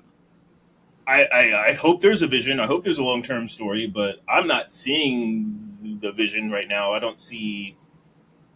Yeah, I don't understand. Maybe it's like because we're so accustomed to the way WWE does their booking, we know we can predict out plays before it even happens, or be close to like the play. With AEW, there's no predicting anything. I don't know. I'd have no idea what's going on. Because even when we were sitting here like, oh yeah, Ospreay's going to beat Swerve at or at Double or Nothing, and he's going to like get the belt. But we thought that was too early. We predicted it to happen at All In. They're not even fighting each other at All In. So our predictions for AEW are just out the fucking window because we just don't know anything. I don't know if that's a good thing or if that's just based out of like pure like chaoticness with the booking. Either way. Some people would say it's a good. I would say it's more bad than good. It's good to it in the sense where it is a little unpredictable, but it's so unpredictable, which is kind of what makes it bad. Because at this point, there's no like. The reason why it leans more towards the bad than the good is because there's no story for us to follow. Like the reason why people can semi-predict, oh, this is what might happen. Like, I mean, we've obviously made good predictions, but even some of our predictions are wrong. On both shows, and that's because like we're following, like with WWE, we're following a story, and if they do something different, we still get rewarded for paying attention. They just deviated to it where it's like it's a plot twist at that point. It's a M. Night Shyamalan plot twist. On the AEW side, it's like we're paying attention to this shit. We're not super getting rewarded for it because it's almost all over the place. Where like, but there is still long-term story elements. I'm not going to say don't have any. They do have some. It's just there's so much. It's very convoluted to where it's hard to follow it. So then that's why people are like, oh, AEW has no storylines. Which there's true aspects to that argument or that that point. But they do have some. It's just hard to fucking follow. So it makes it feel like they don't have it. Yeah, it's I'm going back to my book analogy. It's now we got a book with pictures and chapters, and we're both fucking confused. You're giving us one of the. I need one or the other. Yeah. Yeah, I agree. I agree with everything you just said right there. I'm indifferent on like the predictability because sometimes, like you say, we don't want to have everything be predictable, but we also need some clear cut like success. Like this is a story, this is a story, this is a story. And I feel like they give it to you just in points of, let's say for example, right now I think like the way Swerve has been handling like the championship and him being the champion has been done really well. But on the flip side of that, the Bucks and like this tag team is like we're supposed to care about the Acclaimed and the Young Bucks, which spoiler they're on this card, and I have no care for either one of them teams right now, based on like it's just the same regurgitated like shit. Yeah, I've seen the same story they're telling with. Yeah, exactly. I'm seeing the same story they're telling with the tag team belts. They told with this exact same trio or team with like the trios. Like there's nothing different here. Ooh, I can't wait. Okay. I'm glad you brought that up because let's continue the show. Yeah. We get a Claudio and Okada promo next week in Cardiff. You get the Continental title on the line. All right. I have another question, real quick. How does Claudio get beat in a promo battle versus Okada? How? Oh man, but comedic Okada is just different. Like he's just funny, man. But even then, Claudio took on the back end was like, I don't care about that funny shit. That's the reason why I'm like, we didn't bring you here for the funny shit. I want G1 climax Okada. Like bring that person. Leave the funny motherfucker at home. I don't want him. So right, but Claudio really didn't get into that bag until Okada left. So you should have said all that shit when he was there, though. Like, no, for sure. It's just weird. Okada came out and said, He said, I'm the greatest tournament wrestler of all time. The 4-time G1 winner, and you're gonna respect me. And then good luck, bitch. And I'm like, damn. Fuck. And then Claudio gets in his bag. It's like, bro, you should have been grinding. Like as much coffee you drink, you should have been in your espresso, my nigga. You should have been in your cup, bro. You should have been in your. I don't know. It's just weird. This would have been a cool promo to have them do individually. Like if Okada did his segment and then Claudio did his, it would have felt a little differently. But the fact that you guys were together and you did this promo, it's like you got ate up by this man, and then he walked away, and then you got your shit off. Or the camera split, like that too. That too. It's not in person. Yeah, not in person. I feel like that would have been better. That way they could have like taped it a little bit and like edited it. Right. Yeah. Anyway, my bad. Let's see. We get quick little Hook promo with Learning Tree. Jericho gives him his title shot at All In. All right. This is what I said I want to talk about, or I didn't want to talk about this, but the piggyback. Hook and Jericho are going to fight for the FTW title at Wembley. Mm-hmm. Mm-hmm. Do you remember what Hook did at last year's Wembley? No. He fought Jack Perry for the FTW title. He's doing the exact same shit. There's zero progression with Hook, and Hook should be one of their hit. Like it's hard to, and I hate to do the comparison, the apples to oranges thing. But Hook and Dominik came in at the same time. Their trajectories are completely different, and granted, they're also in different companies. But Hook is doing the exact same shit he did last year. Fighting for the FTW, again, a title that's not even technically recognized by the brand. It's not a real title. It is. I'm sorry, but it's not a real title. It is what it is. He's doing the exact same shit. And that's my problem with Hook. Like, I love Hook. Hook should be, like... Was this the real glass match with Jack? Was Jack fighting Hook at that? Yes. Okay. That's what started the whole scene. Like, so fast forward a year, Hook is still doing the same shit. And it's not better. It's not better than last year, the way like Hook was being pushed. I think Hook is suffering from A, the Jericho Vortex, B, not having a true like character. I think like his aesthetic was the not talking, let me just go in and just beat people up kind of thing. And people loved him for that. I'm just here to fucking brawl out. But when you have to have him go in a promo, his weakness right now is carrying a promo and like a believable character. Like the beanie with the eye patch thing, not cutting it for me.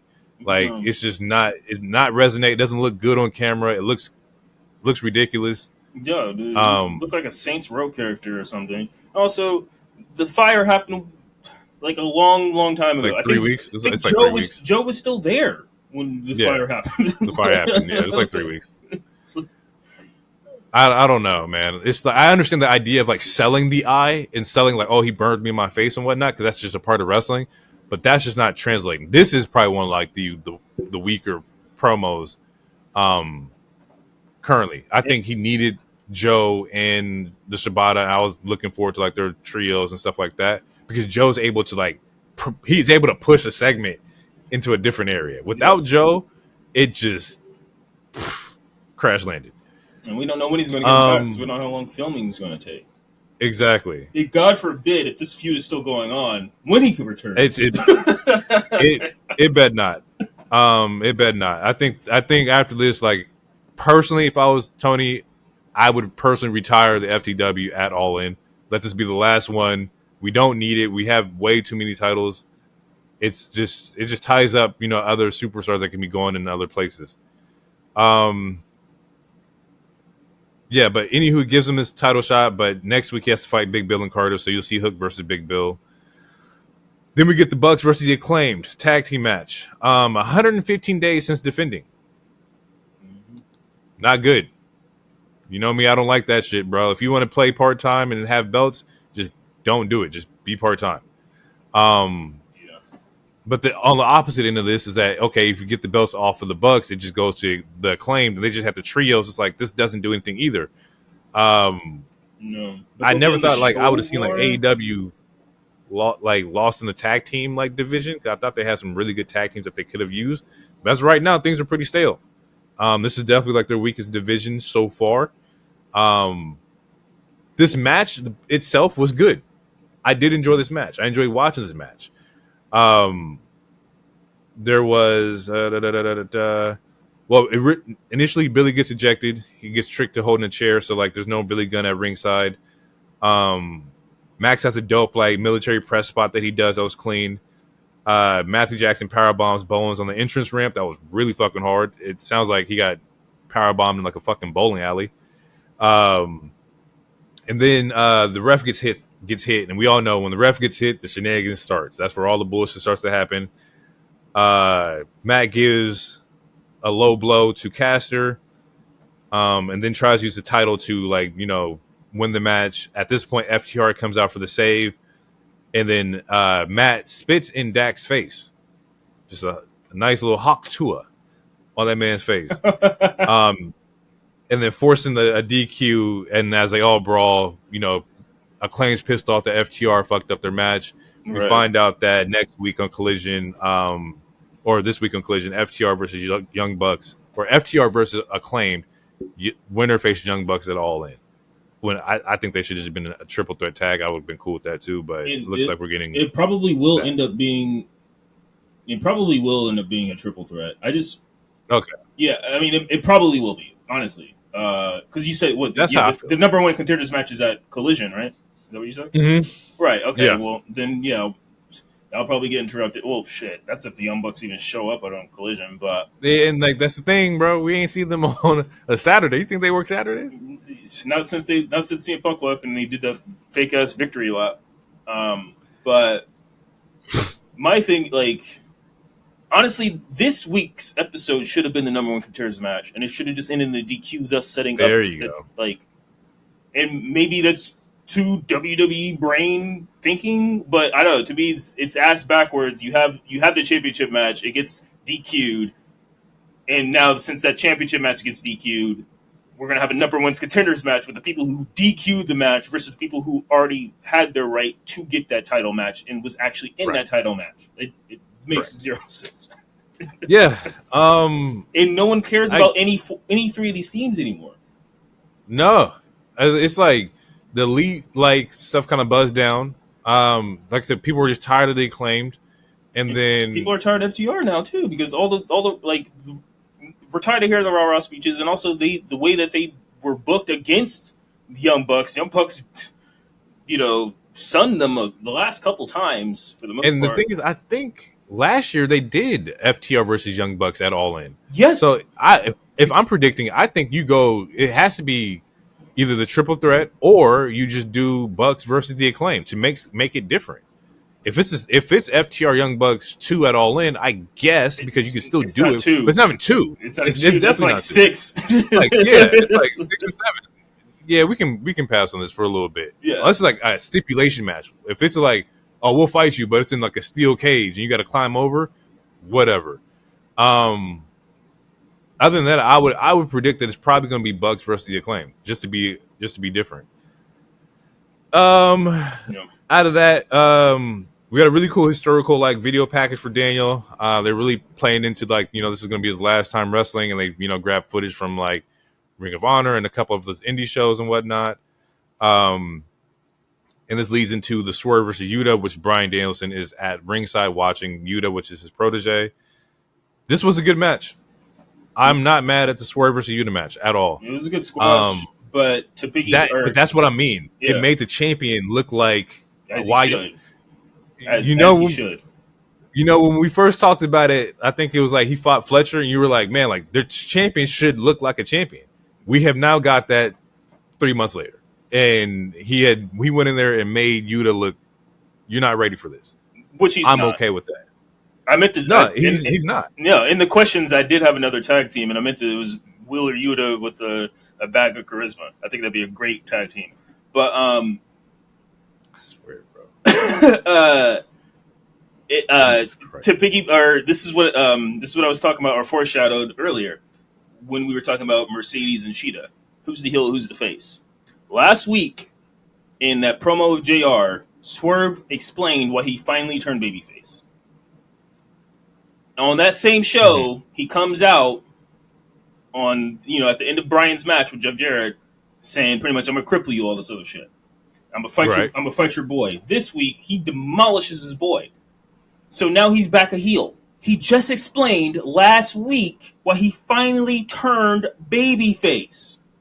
What the fuck are we doing here? Who's the heel? Clearly, Swerve is playing the heel role because he's saying, "I'm going to cripple you." I'm going to cripple. I'm like, fuck you retiring. I'm just going to cripple you, and that's going to make you retire. Even though the match is career versus title, I'm going to make you retire. So you're putting the hat on the hat over there, but then you're like, you just said you were a babyface, and then you come out and you're like, "Oh, I'm gonna cripple you." Like, you're not the babyface now. Like, so it's like he did leave hints last week to where he was like, what happens when this man's body gives out? Like that's a good. He said he wanted to cripple him. He said he wanted to cripple him last week. He just gave you the PG-13 version. It's just again. It's just like, who's the heel's face? Because obviously, damn well, Terminator 2. Fuck you, god damn it. Sorry, you guys, Motorcycle Man, but yo, that's funny. It's just one of those moments. Again, it's like, you guys. He's not good. He can't be the face against Daniel. He has to be the heel. It's just like. We all know that. Yeah, no, he has to be. It makes sense. But what doesn't make sense is the fact that he finally, after months, because he's been champion for like 2-3 months now, he finally explains why he became a good guy, or why he turned to a babyface, and then later in that same show, he goes back to heel. Then at that point, you should have had the JR interview the week before, or I don't know, or explain why he turned face. Ever since. He's been barring Daniel up as far as like, saying like, that's a good, like, telling him about his family or talking about his family. Don't promise me, promise them kind of thing. He's been leaning into like heelish like things. So I don't know. Maybe I've been perceiving him as a heel this entire time. Which is fair, but it's not fair in the sense where it says, because when he was a legit heel, Nana wasn't doing the dance. Nana's still doing the dance. That's true. And in this feud, you are correct. Okay, no. And I got something for you because you are right. So during this match, right, like I said, it was a great match. They're bashing, like going crazy. Swerve ends up like house calling Yuta 3 times. Match ends due to referee stoppage because this man house called him 3 times, was beating him down. Technical knockout. He was stomping the shit out there, bro. He was fucking him up, right? As the match ends, Swerve's going to the exit, says, at All In, Daniel's daughter will sit in the same seat he sat in, and she's going to have to watch you as I force you to retire, right?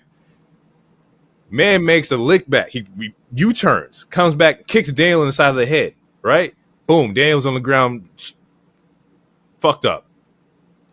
He then does the yes chant.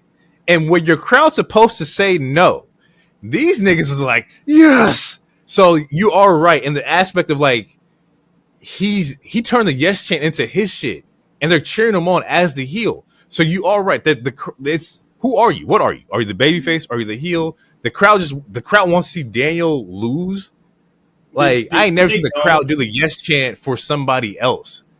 It's always been no. Anytime somebody does a yes chant and it's not Daniel, it's always like, no, we're not doing that. Right. They were chanting fingers up, yes, as this man got kicked in the head. Yeah. And then it's I mean, we talked about before, AEW, they prefer heels, which is, why they love, like, that's why Swerve was super popular. Why they eventually gave him the titles, because they loved his heel work. And then once he became babyface, it's kind of been give or take, whatever. But yeah, and my last question or whatever is just like, where was this energy with Swerve when he was facing Ospreay? He let this nigga hold his title like 3 times before he finally reacted. But yeah, I think that was the story too. I think that was like, I've been trying to play good. I've been trying to like do this the right way. This man held my belt, didn't respect me, and now I had to end him. And after he ended Ospreay, that's when he got his mojo. That's when we get this version of Swerve who's just like, fuck everybody. But then that negates the Jim Ross promo.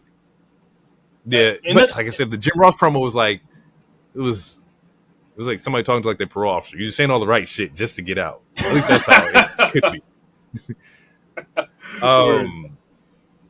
That was Dynamite. I thought it was a good finish. I thought that match was really good. It would have been my match of the week, but there's something on SmackDown that just got your boy cooked up. Man, there's some on SmackDown got your boy cooked up. Man.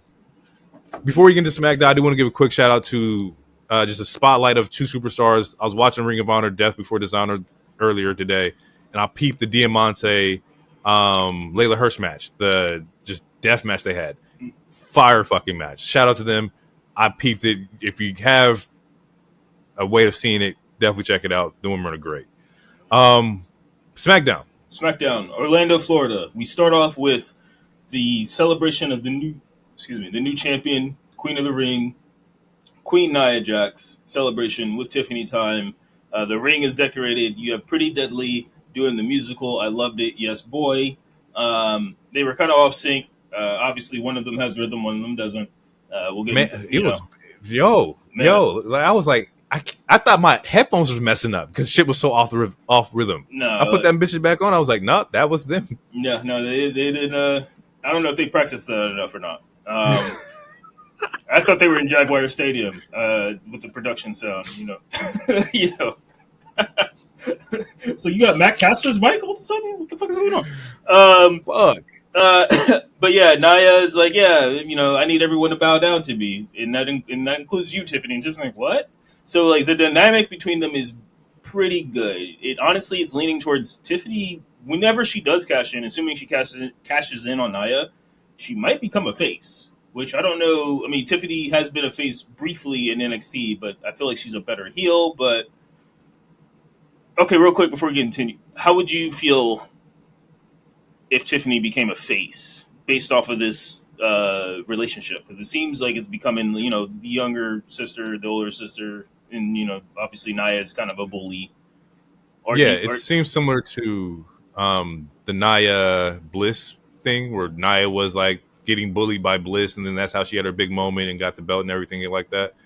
How I feel about Tiffy turning face, I'm okay with it, depending on who she fights and where this outcome is going. Because in my head, I think the only way Tiffy goes face is that if she fights a Charlotte, right? Because I want Tiffany Stratton versus Charlotte, and I think that'd be fucking great. Even though we don't have a timetable when Cybernetic Warrior's coming back, Charlotte as a heel is way better than she is as a face. And I think that's going to be a good match to have. So if it leads to her potentially fighting Charlotte as a babyface, I'm all cool for it. But Tiffy's like current heat is from her being a heel and being an asshole. Like that's where a lot of like the fandom comes from. So I don't know if I answered it entirely, but if she's going to face a big marquee like heel like a Charlotte, I'm all for it. If she's not going to be facing like a Charlotte or like a Becky or anything like that, keep her in the heel range and let her go. But it seems like the story they're telling right now is that she's going to get belittled by Nia, or little sistered by Nia, and that's what's going to make the cash-in happen. Yeah. At least that's how I see it. And as far as the women goes on SmackDown, it's almost 50-50. There's a lot of like you got the golf trio, You got Nia, they're heels, and then Tiffany's a heel, and then the faces are the Black Bombshell Club and Michin. So Charlotte, assuming she stays on SmackDown, she probably will stay a face / tweener for a minute. It really, it really depends on when she comes back. We know when she comes back, she'll probably instantly get a title shot. That's not even shade. It's just facts. Just facts with history. So I mean, if they deviate, then I'll be surprised, honestly. And we know Shotzi. I mean, we don't know her timetable, but she should be back, at some point, and she's a face. All right. Anyway, we'll continue. But yeah, so that celebration gets interrupted by Michin, who comes out with a kendo stick, beats on everybody, including Pretty Deadly.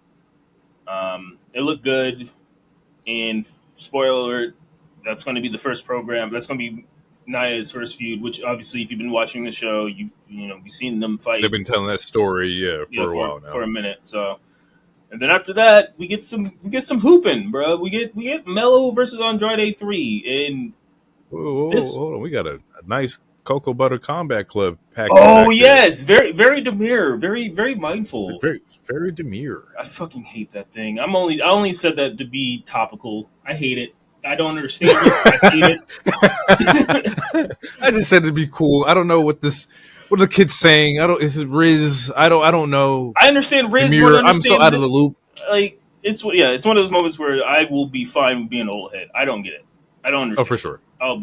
I get Riz. I understand Riz. But we get a little backstage promo with them, and then Mello's like, "You want to come to my after party?" And they're like, "After party?" And Jade's like, "Aren't you 0-2 against this nigga?" He's like, and he's like, "Yeah, all right." And they leave, and he's like, "They still watching my matches though." They still watching my matches. I love it.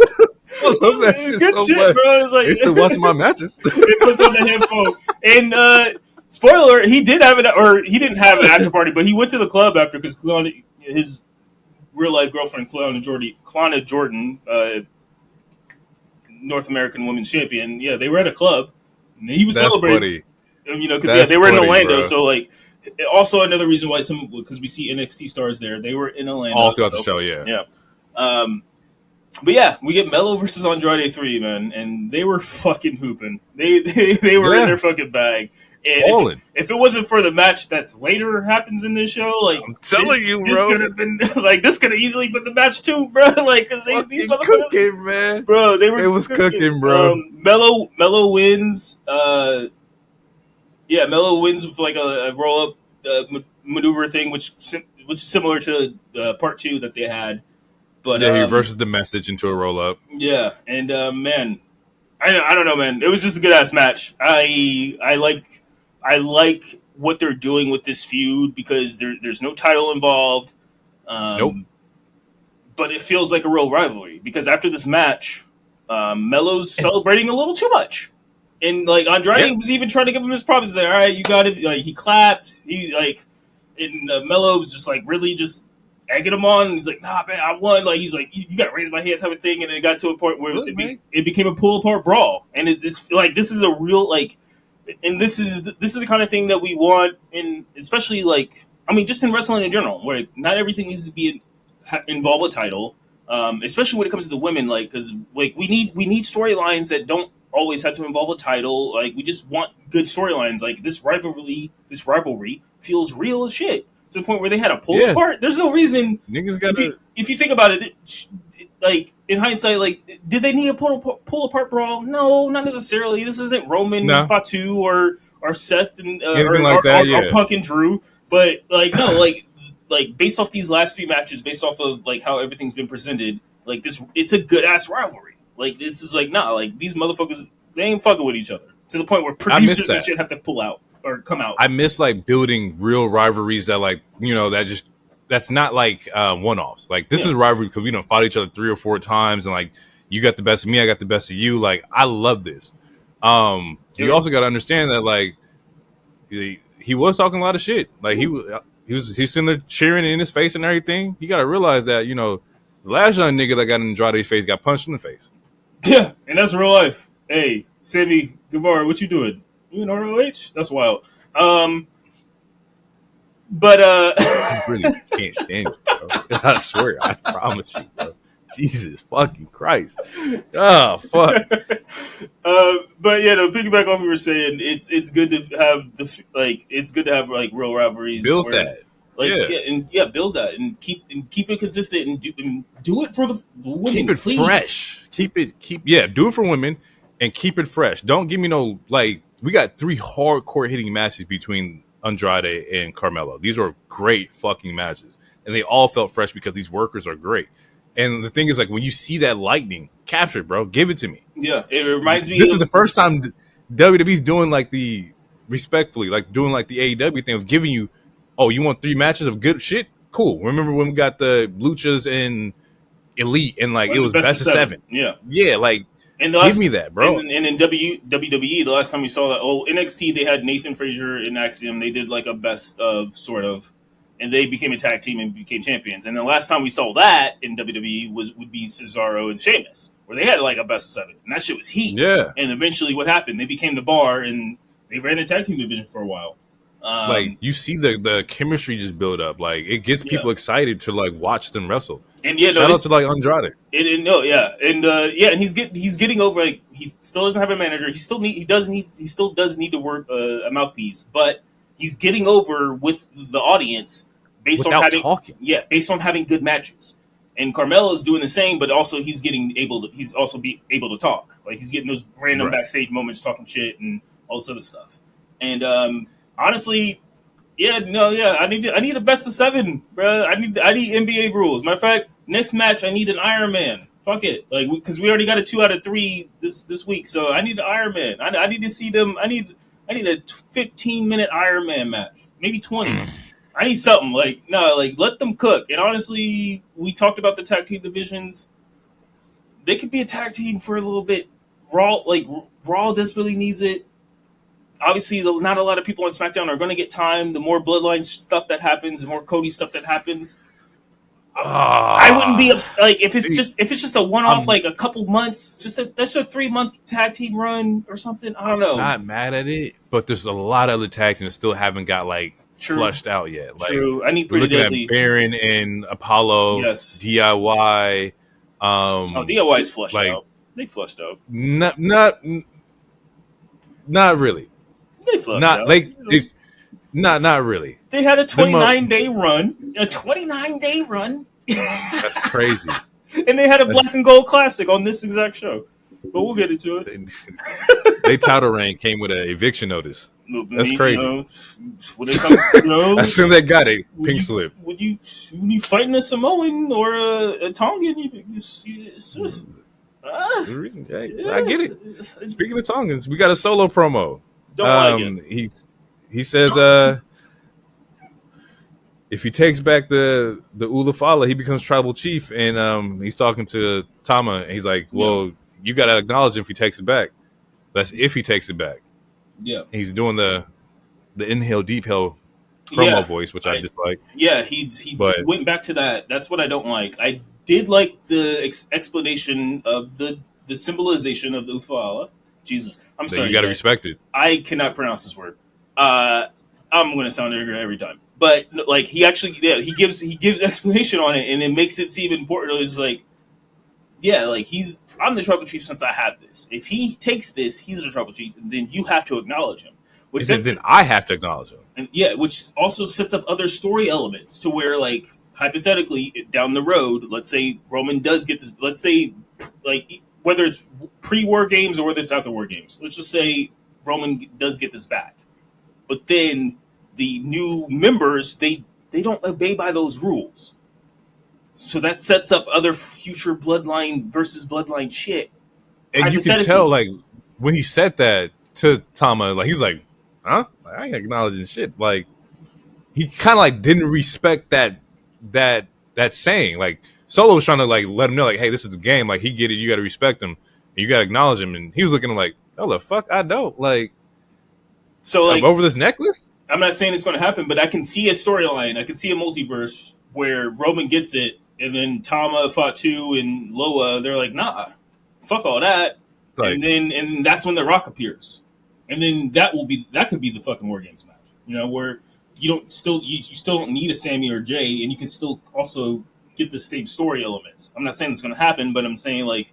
But there's multiple threads. Yeah, there's threads like, that you can use with this. They can go different routes now, and that's just based off that simple explanation or exposition where it's like, whoever holds this, whoever holds the crown, whoever sits in the Iron Throne for Game of Thrones heads, like whoever sits here, whoever holds this necklace, you are the chief, and you are supposed to be acknowledged. So then, what happens if people don't respect that fucking rule? Then where do we go? Like there's so many elements. There's so many different elements. It's actually kind of crazy. I think we're getting really good at like just breaking it down and seeing how like everything can play out. Like our analytical sense in starting the pod it's peaking, bro. It's getting crazy. Can we just watch it so much that you start picking up on so many different things? Yeah. I will say this. I didn't understand a single thing that Thomas said in this clip. Didn't understand it. Didn't understand a single fucking word. Like I almost put subtitles on my TV. And then there's another one. There's another promo where he comes back. Bro, I didn't hear a single fucking thing. And I got a nice sound bar. I have a nice TV. That's not even trying to flex. I have a nice TV. I have a nice sound bar. I didn't understand a single fucking thing he said. And I'm sitting down watching it. It's like I'm just sitting there nodding and smiling, just like his customer service is like, yeah. He's that's literally crazy. the Tasmanian devil. Crazy. I don't know what you said. That's crazy. He's literally the from the Wild Thornberries. Like, what are you saying, bro? Nigel, it's like, yeah, that's the. Like what? That's funny. You're not wrong. I didn't understand shit, but I was nodding like he's spitting something, and they responded. We get another promo, another Missile 305. You broke niggas ain't worldwide promo for Giovanni Vinci. Hey. And he's killing it. Yeah. I make the joke, but the production in his promos are fire. Like they are good. Yeah. They're clean. It looks like some movie shit. Like he's speaking Italian, he's speaking that shit. It's all slick and whatnot. The only thing I did not like is that he says he's coming to conquer SmackDown, and that could be furthest from the truth. Like the way this SmackDown landscape is right now, you're not conquering SmackDown. It's okay to just say, "Hey, I'm on my way. I'm coming," but conquer is a very strong word, Mr. 305. I need you to like tone it down a little bit. Would you have preferred if he said in Italian, "Ooh, I'm about to make a name for myself here"? Yeah, for sure. Definitely would take that. You coming over to conquer? We got Samoans kicking people with a walking boot on. You ain't conquering nothing over here, all right? This is hold it down. Yeah. Will be interesting to see where he comes in, who his first match is. If the promo thing is, if the way they shoot their promos and how they book new superstars is like set in stone, it's probably gonna be like a little quick talent enhancement match. Either that, maybe two of those. Yeah, probably two of those, and then we'll see him versus Apollo, and then they're gonna bring up Cedric Alexander, and have him kick Cedric in and gonna lose. Watch, timestamp this. It's gonna come back in 3 weeks. Gonna be tight. Fendi, Vinci. Triple V. We get the Naomi versus Blair. They have a match, really dope pop and reception for Naomi. Of course, it's in Orlando, which is her hometown. Crowd was definitely feeling her. Hometown still can't get the damn fucking fist pump right. Still, I don't understand it. My wife was like, "They should go to Jersey," and I'm like, "I think that's just a Jersey Shore thing." Honestly, at this point, I don't think Americans can get shit right when it comes to fans. There's no rhythm. I just don't. None. Doesn't make any sense. Roxanne Perez is in the building. Made me think like, man, could we possibly see like maybe down the line a Roxanne Perez versus Naomi match? Like I'd be cool with that. I'd love to see that. I'd hope so. Solid match. They end up having a good match. Blair ends up getting the win in this. And I saw a lot of people upset that like, oh, she lost in her hometown, and I get it. It's bittersweet because you want the talent to win in front of their fans, but at the same time, there's no team in I, right? Like the whole purpose is to continue to build a superstar or build the story. And by her losing in her hometown, it just puts more heat on Blair, and therefore their story can be extended longer. You know, would you rather have a win in your hometown, or would you rather have 12-week program? That just makes the most sense to me. Yeah, and to piggyback off of that, this is Blair getting her look back or her win back, so they're 1-1. Also, like I get it, like Vince always had talent losing their home. Triple H is different. Yeah. It's 50-50. It makes it more unpredictable. We just watched Gargano and Logan Paul. Yeah, I was going to say, like, you just watched Gargano. But also, both of 3. People still win in their hometowns too. Like, I mean, we saw Alba Fire and Isla Dawn win in their home country or whatever the fuck. Like, people, like, True. It's more 50. It makes it unpredictable. But yeah, at the end of the day, like, if you're actually paying attention to the show, like, and just this is where it comes to like just stands being stands, where it's like this is Blair getting her win back, and it was a longer match that they had the last time. So we actually got to see Blair work, and it was a good match. It looked good. Naomi's doing fine. She's on TV. She's with the Black Bombshells. We're going to get a 3v. Like, everything is fine. It's pushing more. She's on the show. In the Vince era, these women were not getting on the show. Like, they were fighting to get on the show. She's on the. I don't think she gives a damn. She done been in Orlando, won in Orlando, lost in Orlando. Like, she's just trying to be used. Like, that's the most important thing here. Like, I'm on the show. I'm getting time. I'm getting burned. And if you look at the being presented. Yeah. Being presented again, like backstage promo, like her hanging out with Jade and Naomi, like it looks like they're not. She's Naomi, Jade and Bianca. It looks like they're all having fun, and maybe they're just shilling or something, or maybe the niggas are just lying. But it seems like most people are having a lot more fun with Triple H with the Triple H. It's like, bro, like she comes back, she has a beef with Tiffy. She ends up having a pay-per-view match for the women's title in the triple threat. She ends up fighting Bayley. Like, she's being used. Like, I think she's being used really well. I think that people just want the trajectory to speed up a little bit, and I get that because like she deserves the world because she's a great person and she's a great talent, and just based off of like her shit that she was doing in TNA, it's gonna get there. Yeah, I just let the shit just play out. Like, we got a whole bunch of shit to like do. It's a big roster, and not all of our favorites can do everything that we fucking want. Because if it was up to me, Seth would never lose a match. If it was up to me, if I had the pencil.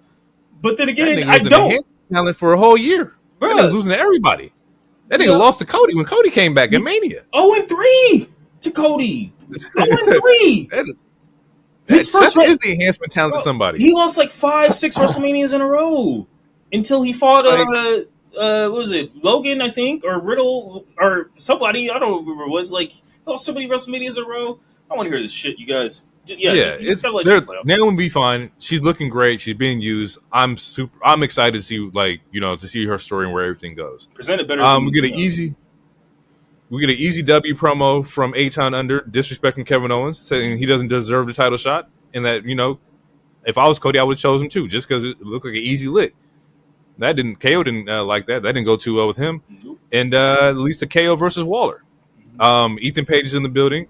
I love Ethan Page, man. Like, it's really dope to see him as a champion, like being presented as such. Shout out to him. One of the key guys that got me into like toy figure hunting. So I have no disrespect to Ethan Page. Dude's a pretty solid talent. I still got to check out an NXT match. I will get to it. We just watch a lot of wrestling throughout the week. Yeah. So KO versus Waller. What you got? Man, solid ass match. I will say this because just to keep the energy the same, Ref Jessica, she was a little lenient on the time count because they were outside of the ring for a minute with no counting. But that's my nitpick of the night as far as that match goes. But no, the match was solid. KO looked good. Like, essentially the subplot or the underlying story is that people, like with last week when Cody, like you could see, either you could take it as Cody and Aldis were like super pitying KO, or they are trying to light that fire back under. They're egging him on. So they were like, yeah, we'll just give it to Roman then, fuck it, we'll get the reviews. Like, no. So it's like, and then with these two stooges making fun of Kevin Owens, like you can see that fire coming back in him, and that's the last thing Cody wants personally. But for sure, man, the match was good, and we get a stunner out of nowhere, and Kevin Owens is going for a pin. He goes for after he stuns Grayson Waller, he does a pop-up powerbomb, which I missed. Motherfucking pop-up. I missed that move so much, and the crowd, like, seeing him get that win. Because like he said it again this week. He's like, just check my win, Ross. Like, we're like, he's the Deadpool of fucking WWE. He's breaking fourth wall all the time. But like the crowd reacted to that win, And it wasn't just because, we're seeing Kevin Owens live. It was like, we saw him win. And not only did we see him win, but we saw him show a different, an older side of himself, a more aggressive side where, he gave him stunner. He could have went off the stunner, but nah, fuck that stunner. You want me to take it back? I'll take it back. Pop-up powerbomb, baby. And that was my notes, man. Like, this is KO getting back to form. This is Kevin Owens, who was the WWE champion, who was being used as like the main event star. Like, I enjoyed it, man. Like, fucking the Swanton to the pop-ups to the stunners. Like, the Fight Owens Fight is back. Like, that's the guy that like you like to see. Like, that's the talent that Kevin Owens is. And he's good, man. And I like the element of it too, where he won, but he was like such in his bag where he started attacking them after the match to the point where he got jumped. And then that's when Cody comes for the save. Cody comes out. Yep. Yeah. Because both Theory and Waller, they grab chairs. They're about to decimate Kevin Owens. But Cody comes out. Then Cody and Kevin both get the chairs and they attack him off. And then Cody tries to pick up the title, but Kevin Owens picks it up first. Very a la Will and Swerve almost. Yeah. And this is the second time. This is like now KO done picked it up. Rock done touched it. I'm like, you gotta stop letting niggas pick up your belt, man. At some point. Yeah, I mean, you can kind of see on the face too, because like Kevin Owens, he picks it up. He doesn't like super look at it, but he picks it up. He hands it back to him. He taps. Nice. He pats him on the back and he pat him on the belly as he was leaving. But you can see, man had Randy sitting next to him. Randy looking at it all crazy. He's like, "Hey, yo, what y'all on?" Yeah, but you can see Cody was like, was he hurting me? Was he just trying to get a rise out of me? Is he still my homie? You can see like the different emotions going through those couple facial cues. It was like, right? Is he fucking with me? Is my homie fucking with me? He's like, yeah. So just good long term storytelling, but also like, they're both playing their roles right, and obviously Cody's a good actor for what it is, and like the facial cues and everything. So the match should be good, and we know Cody's going to win, and it's how Kevin Owens reacts after that loss. He's more than likely still going to be a friend, but if we ever get that inevitable Roman Cody tag that I was predicting, then at some point Randy and KO are going to be upset. And it depends on I throwing shit out there because I think this year I think KO has his contract too. So depending on where this goes, depending if how they use KO is depending on whether he resigns or not. That's how I see it. This is a good time to let's make him look good as fuck because he deserves to look good as fuck. I don't. I could have sworn he re-signed the contract 2 years ago. I thought KO had one coming up end of this year, if I'm not mistaken. Don't quote me. Because I could have sworn. Because I remember there was a time where he's putting his head on the thing, and they're like, "Oh yeah, he's AEW bound," and then he re-signed, and I want to say that was the year before. I want to say that was WrestleMania 30, around WrestleMania 38. 3 months ago, he had 9 months on his contract, so he had 6 months. Oh wow, okay. That was a short contract then he signed, because I want to say it was 2021, 2022. Yeah, when the Reapers were popping up. Contract year, this is a very important year. Now we are going to get into LA Knight has a promo, big fucking pop for LA Knight. Yeah, and before that promo, Legado has a segment too, and similar to the Bronze or the Dogs Barking, the Escobar C. I'm fucking with it. I don't know. I'm fucking with it. That's funny. Is it mimicking and kind of glazy? Yes. C. I'm fucking with it, bro. I don't know, man. And I'm a Legado fan, and also in that segment, Elektra Lopez, she looked very nice. Take it, Shafri. But yeah, man, I'm fucking with it. But yeah, LA Knight came out like you were saying, and he did what he did. He did what he does. He does what he does. He's fucking killing it. They got a match next week set up. We then get our match of the week. I'm assuming it's our match of the week. There's only two matches. There's only one match here, and this has to be the match of the week. No. Street Profits versus fucking DIY. And boy, oh boy, bruh, them boys was wrestling. Bruh, this was great. It came out. yeah, Gargano I think it was, I don't know who, I don't know if it was an interview or if it was just one of those random backstage things, but he was like, I want this match to be very black and gold era-esque, and boy, did they fucking deliver. Yep. They, That's you want to talk about restore the feeling? Like, I mean, honestly, yeah, I have no notes on this match. The only thing I wrote was Street Profits versus DIY because that's how locked in because he was locked. Yeah, it's such a good ass match. Like there's so many good moments. It's like where do you even start? Tez and Gargano have a great stalemate. There's a push from this Tez and Dawkins. Yeah, Dawkins pushes Gargano into Tez into a German suplex, like double suicide dives from Tez and Gargano, like them looking at each other like, yeah, both about to do it, I guess. Yeah, and like, Johnny's like, all right, you want to go? You want to go? All right, let's see what you got. Like, and I was like, oh, bro, just man, like it was tick for tack the entire match. Like the performance from both teams was just amazing. Yeah, like it was one of those ones where I did not know who was going to win. I love that feeling, especially in WWE, because usually I have like a good like idea, but this one I was like, oh shit, like yeah, it can go either way. Exactly, because last week I predicted DIY winning just to like continue because they lost, like, but no, it could have either went either way, and like it was a good show. Like these were two babyface teams, and they both played that way. It was one of those. It was like watching Captain America: Civil War or some shit. It was like everyone's good in their own mind or whatever, but it's like it was we just like, fighting for what we believe in, like and it was fucking fire. There was another.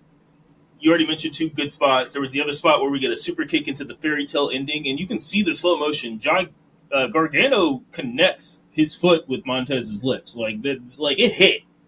Like, I mean, obviously it didn't hit hard enough to where he got concussed or he was bleeding or something. But like in that slow motion, there's no faking. Like that foot touches his face, his fucking face vibrates from the foot. There was contact. Yeah, there was contact. No faking that. But yeah, bro, these teams were hooping. Like they were in their bag. Like there was another spot. There was a lot of false finishes. It was very black and gold. Like yeah, there was a spear, like through the Gargano does a spear through the ropes. The Dawkins catches him to a face plant. I'm like, the silencer is what he calls the move. It's very similar to the messenger. Which is Andrade's finisher. It's very similar. So fucking dope, bro. Like, man. And again, can we put on the match of the list? Can we put that on the match of the year list? No, it should be. It definitely should be. Like that's not I'm gonna put it on the match of the. I got a list. It needs to be. But I'm gonna add that to the list. It needs to be in the nomination, absolutely. And that's absolutely. That's not even a recency bias. Like if you just saw how the internet was reacting. Like I just saw how the internet was reacting before I even watched the show because obviously show starts at 5 East Coast time. I don't get to watch the show until like 8:30 p.m. So like I could just like everyone was like, oh shit, this is fucking hype. This is hype to shit. Yeah. It was man, it's just super good. Can't talk about the match enough. Like great fucking match. It definitely should be in the match of the year contender nomination when we go back on all of these matches. It's definitely getting added to the list for sure. Real quick, but before I lost my point, and we talked about it before. It's like again, I love Montez. I'm all for the Montez singles push, but we have to put some respect on fucking Angelo Dawkins. Like he is phenomenal. All day, every day. He could also have just as good, if not a better, singles push. Like both them as a team is absolutely phenomenal. Like they look amazing. They both could easily get a singles push. Let's stop harping on just one person. The distance is not as far as it used to be. No, it's like, not. It used to be like, oh, Tez has got it, but now it's like, well, I don't know. Yeah, no, exactly. At some points, like Tez, at some points, Tez looks like the one who's taking the back seat. Yeah, no, because Dawkins is just doing it, man. Exactly. No, you put it perfectly for me. Like, yeah, but this was 2021. Like, yeah, no, the conversation is different.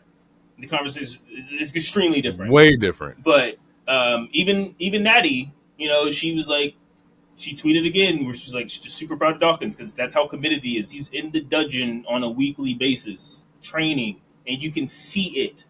Dawkins in 2022 versus Dawkins now, like that's why to me the conversation gap has closed. Like they both deserve that singles push. I want to see them as a tag team, and honestly, spoiler alert, they win this match, and it's very plausible that they will get these titles if we get a DQ. Assuming we get a DQ, or not a DQ, but assuming we get some interference. Interference, it's yeah. very plausible we get. But shit, based off the way like they was fighting now, like if they do it clean, I'm cool. Like they prove that hey, we're good enough to where we can do this shit clean, and y'all can do y'all bloodline shit afterwards. Like that's how I feel. Yeah. Speaking of bloodline, it depends if Fatu's in the match or not. But even then, if Fatu's in the match, even then, you can have Tama take the pin. You know, Tama, he should take the pin. Fatu shouldn't be pinned until he gets that 1v1 until Roman. Yeah, until Roman. Easy. Speaking of bloodline, we get to close out the show with the Solo promo.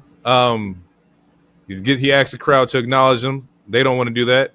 He says, fine. He then calls out. He says, Roman, if you call yourself tribal chief, you want this Ula Fala, bring your ass out here and come take it from me. We then get the new theme from Roman. I saw that it was like thrown out there earlier this week. I didn't listen to it because I want to hear it like during the show and when actually I needed to hear it or when it was supposed to be heard. But new Roman theme.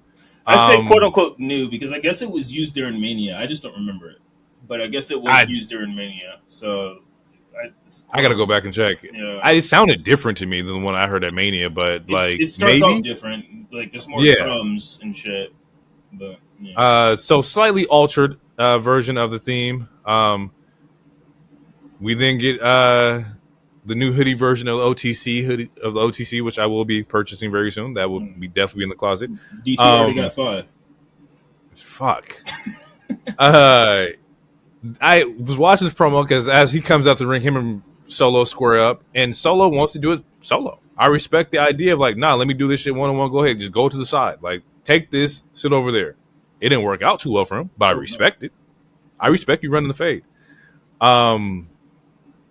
He ends up getting jumped. Not jumped, but Tama comes in to help out Solo. Make quick work of that boy Tama. Get him out here. He then takes the Ula Fala and he gives us the moment that we've been waiting for. He puts it back on his neck, and it was very similar to Infinity War, where Thanos finally gets all the gems. He's like, oh, you see that? I'm back myself. I'm back here. Yeah, it's like you see that energy surge. Yeah, but that ends very quickly. Fatu comes out and he super kicks him with a boot. By the way, wearing a boot, great walking boot. Man, I was like, And then Fatu, this man is different. Yeah, Fatu pretty much decimates Roman the entire time. Roman gets no offense. He gave us a great meme or a great face for a picture because he takes the after the hip thrust. Yeah, the hip thrust. The hip attack. His eyes are just like oh shit! You're overacting, but I will accept it. You're overacting. You're over. Like he was overacting. He's it's like okay, bro. I'm about to sell this. It's like it's your first time tasting water or some shit, or like, I don't know. I don't know. Like what the fuck? Like he was over. Like his eyes are popping out. Shit. That's fucking funny. But yeah, so that's gonna be great for memes. Well, I'm sure we'll see like 30 ABIs of that tomorrow. But yeah, Jacob Fatu destroys him enough to where the other two recover, and they powerbomb him through a table. And his next appearance isn't supposed to be until Seattle, which is September 19th or something. So it makes sense that he's quote unquote slightly written off. That's fine. It makes sense from the aspect of story to keep building up Solo to make them look strong. Like your boy came back. We took him out, and that's how we roll. It makes a lot of sense for the Bloodline to have this. It also makes a lot of sense just from a personal standpoint. So like everything that's going on in his life right now, there's a lot of like extra stuff you have to deal with. It's time, man. It's about to get real interesting. And I kind of question like whether or not where Solo or where we're gonna get the next edition. Like we already know that there's another Bloodline member out there. We already know that Jimmy's supposed to come back. We don't even know if is he gonna side with Roman? Is he gonna stay in line? Like we have a lot of different things to kind of think about. Actually, I'm gonna ask you this. Like, do you think that Jimmy automatically chooses Roman's side, or does he get in line? Are they going to force him to get in line? I think it goes Roman. No way that like he comes back and like, yeah, y'all kick me, but I'm gonna just play like, not. I'm gonna play lackey. Like, you think Jimmy comes back let's say, does Jimmy come back before Roman comes back, or do they all come back in Seattle? Okay. Okay. So assuming, okay, let's say hypothetically we get that tag team championship match in Berlin. I would assume one of them shows up to cost them the titles. Honestly, I feel like Bloodline and Judgment Day are going to lose the titles in a very similar fashion. Even if it's not original, I feel like it's very WWE. I feel like there's going to be some interference involved because those two teams that have dominated for the last couple of years, specifically Bloodline over the last like 4 years, they're going to get their up and comings, and so So to answer the question immediately, I think Jimmy's going to be Team Roman. Jimmy was Team Roman after Roman lost, and it was just Jimmy and Paul and Solo.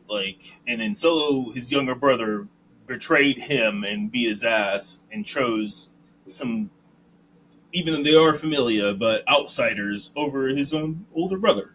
So I feel like it makes more sense for Jimmy to be Team Roman. If he came back as a coy and be like, I'm just trying to join, you could do that. But if I'm in the POV of Solo, why would I believe you? I beat you up, type of thing. So, and I didn't want you in the group. Yeah, and I didn't. Yeah, I forgot about that. He didn't want him in there. Yeah, they kicked him out essentially, and then they kicked out Heyman because Heyman didn't want to acknowledge him either. So, I'm going to assume that Jimmy's going to be automatically Team Roman, and also since we know Roman's still not going to be here every week, we similar to in the previous times, we need someone to carry the stories. So I feel like it's going to be Jimmy. Jimmy and Paul that are going to be carrying the story on the weekly SmackDown shows when Roman is not around.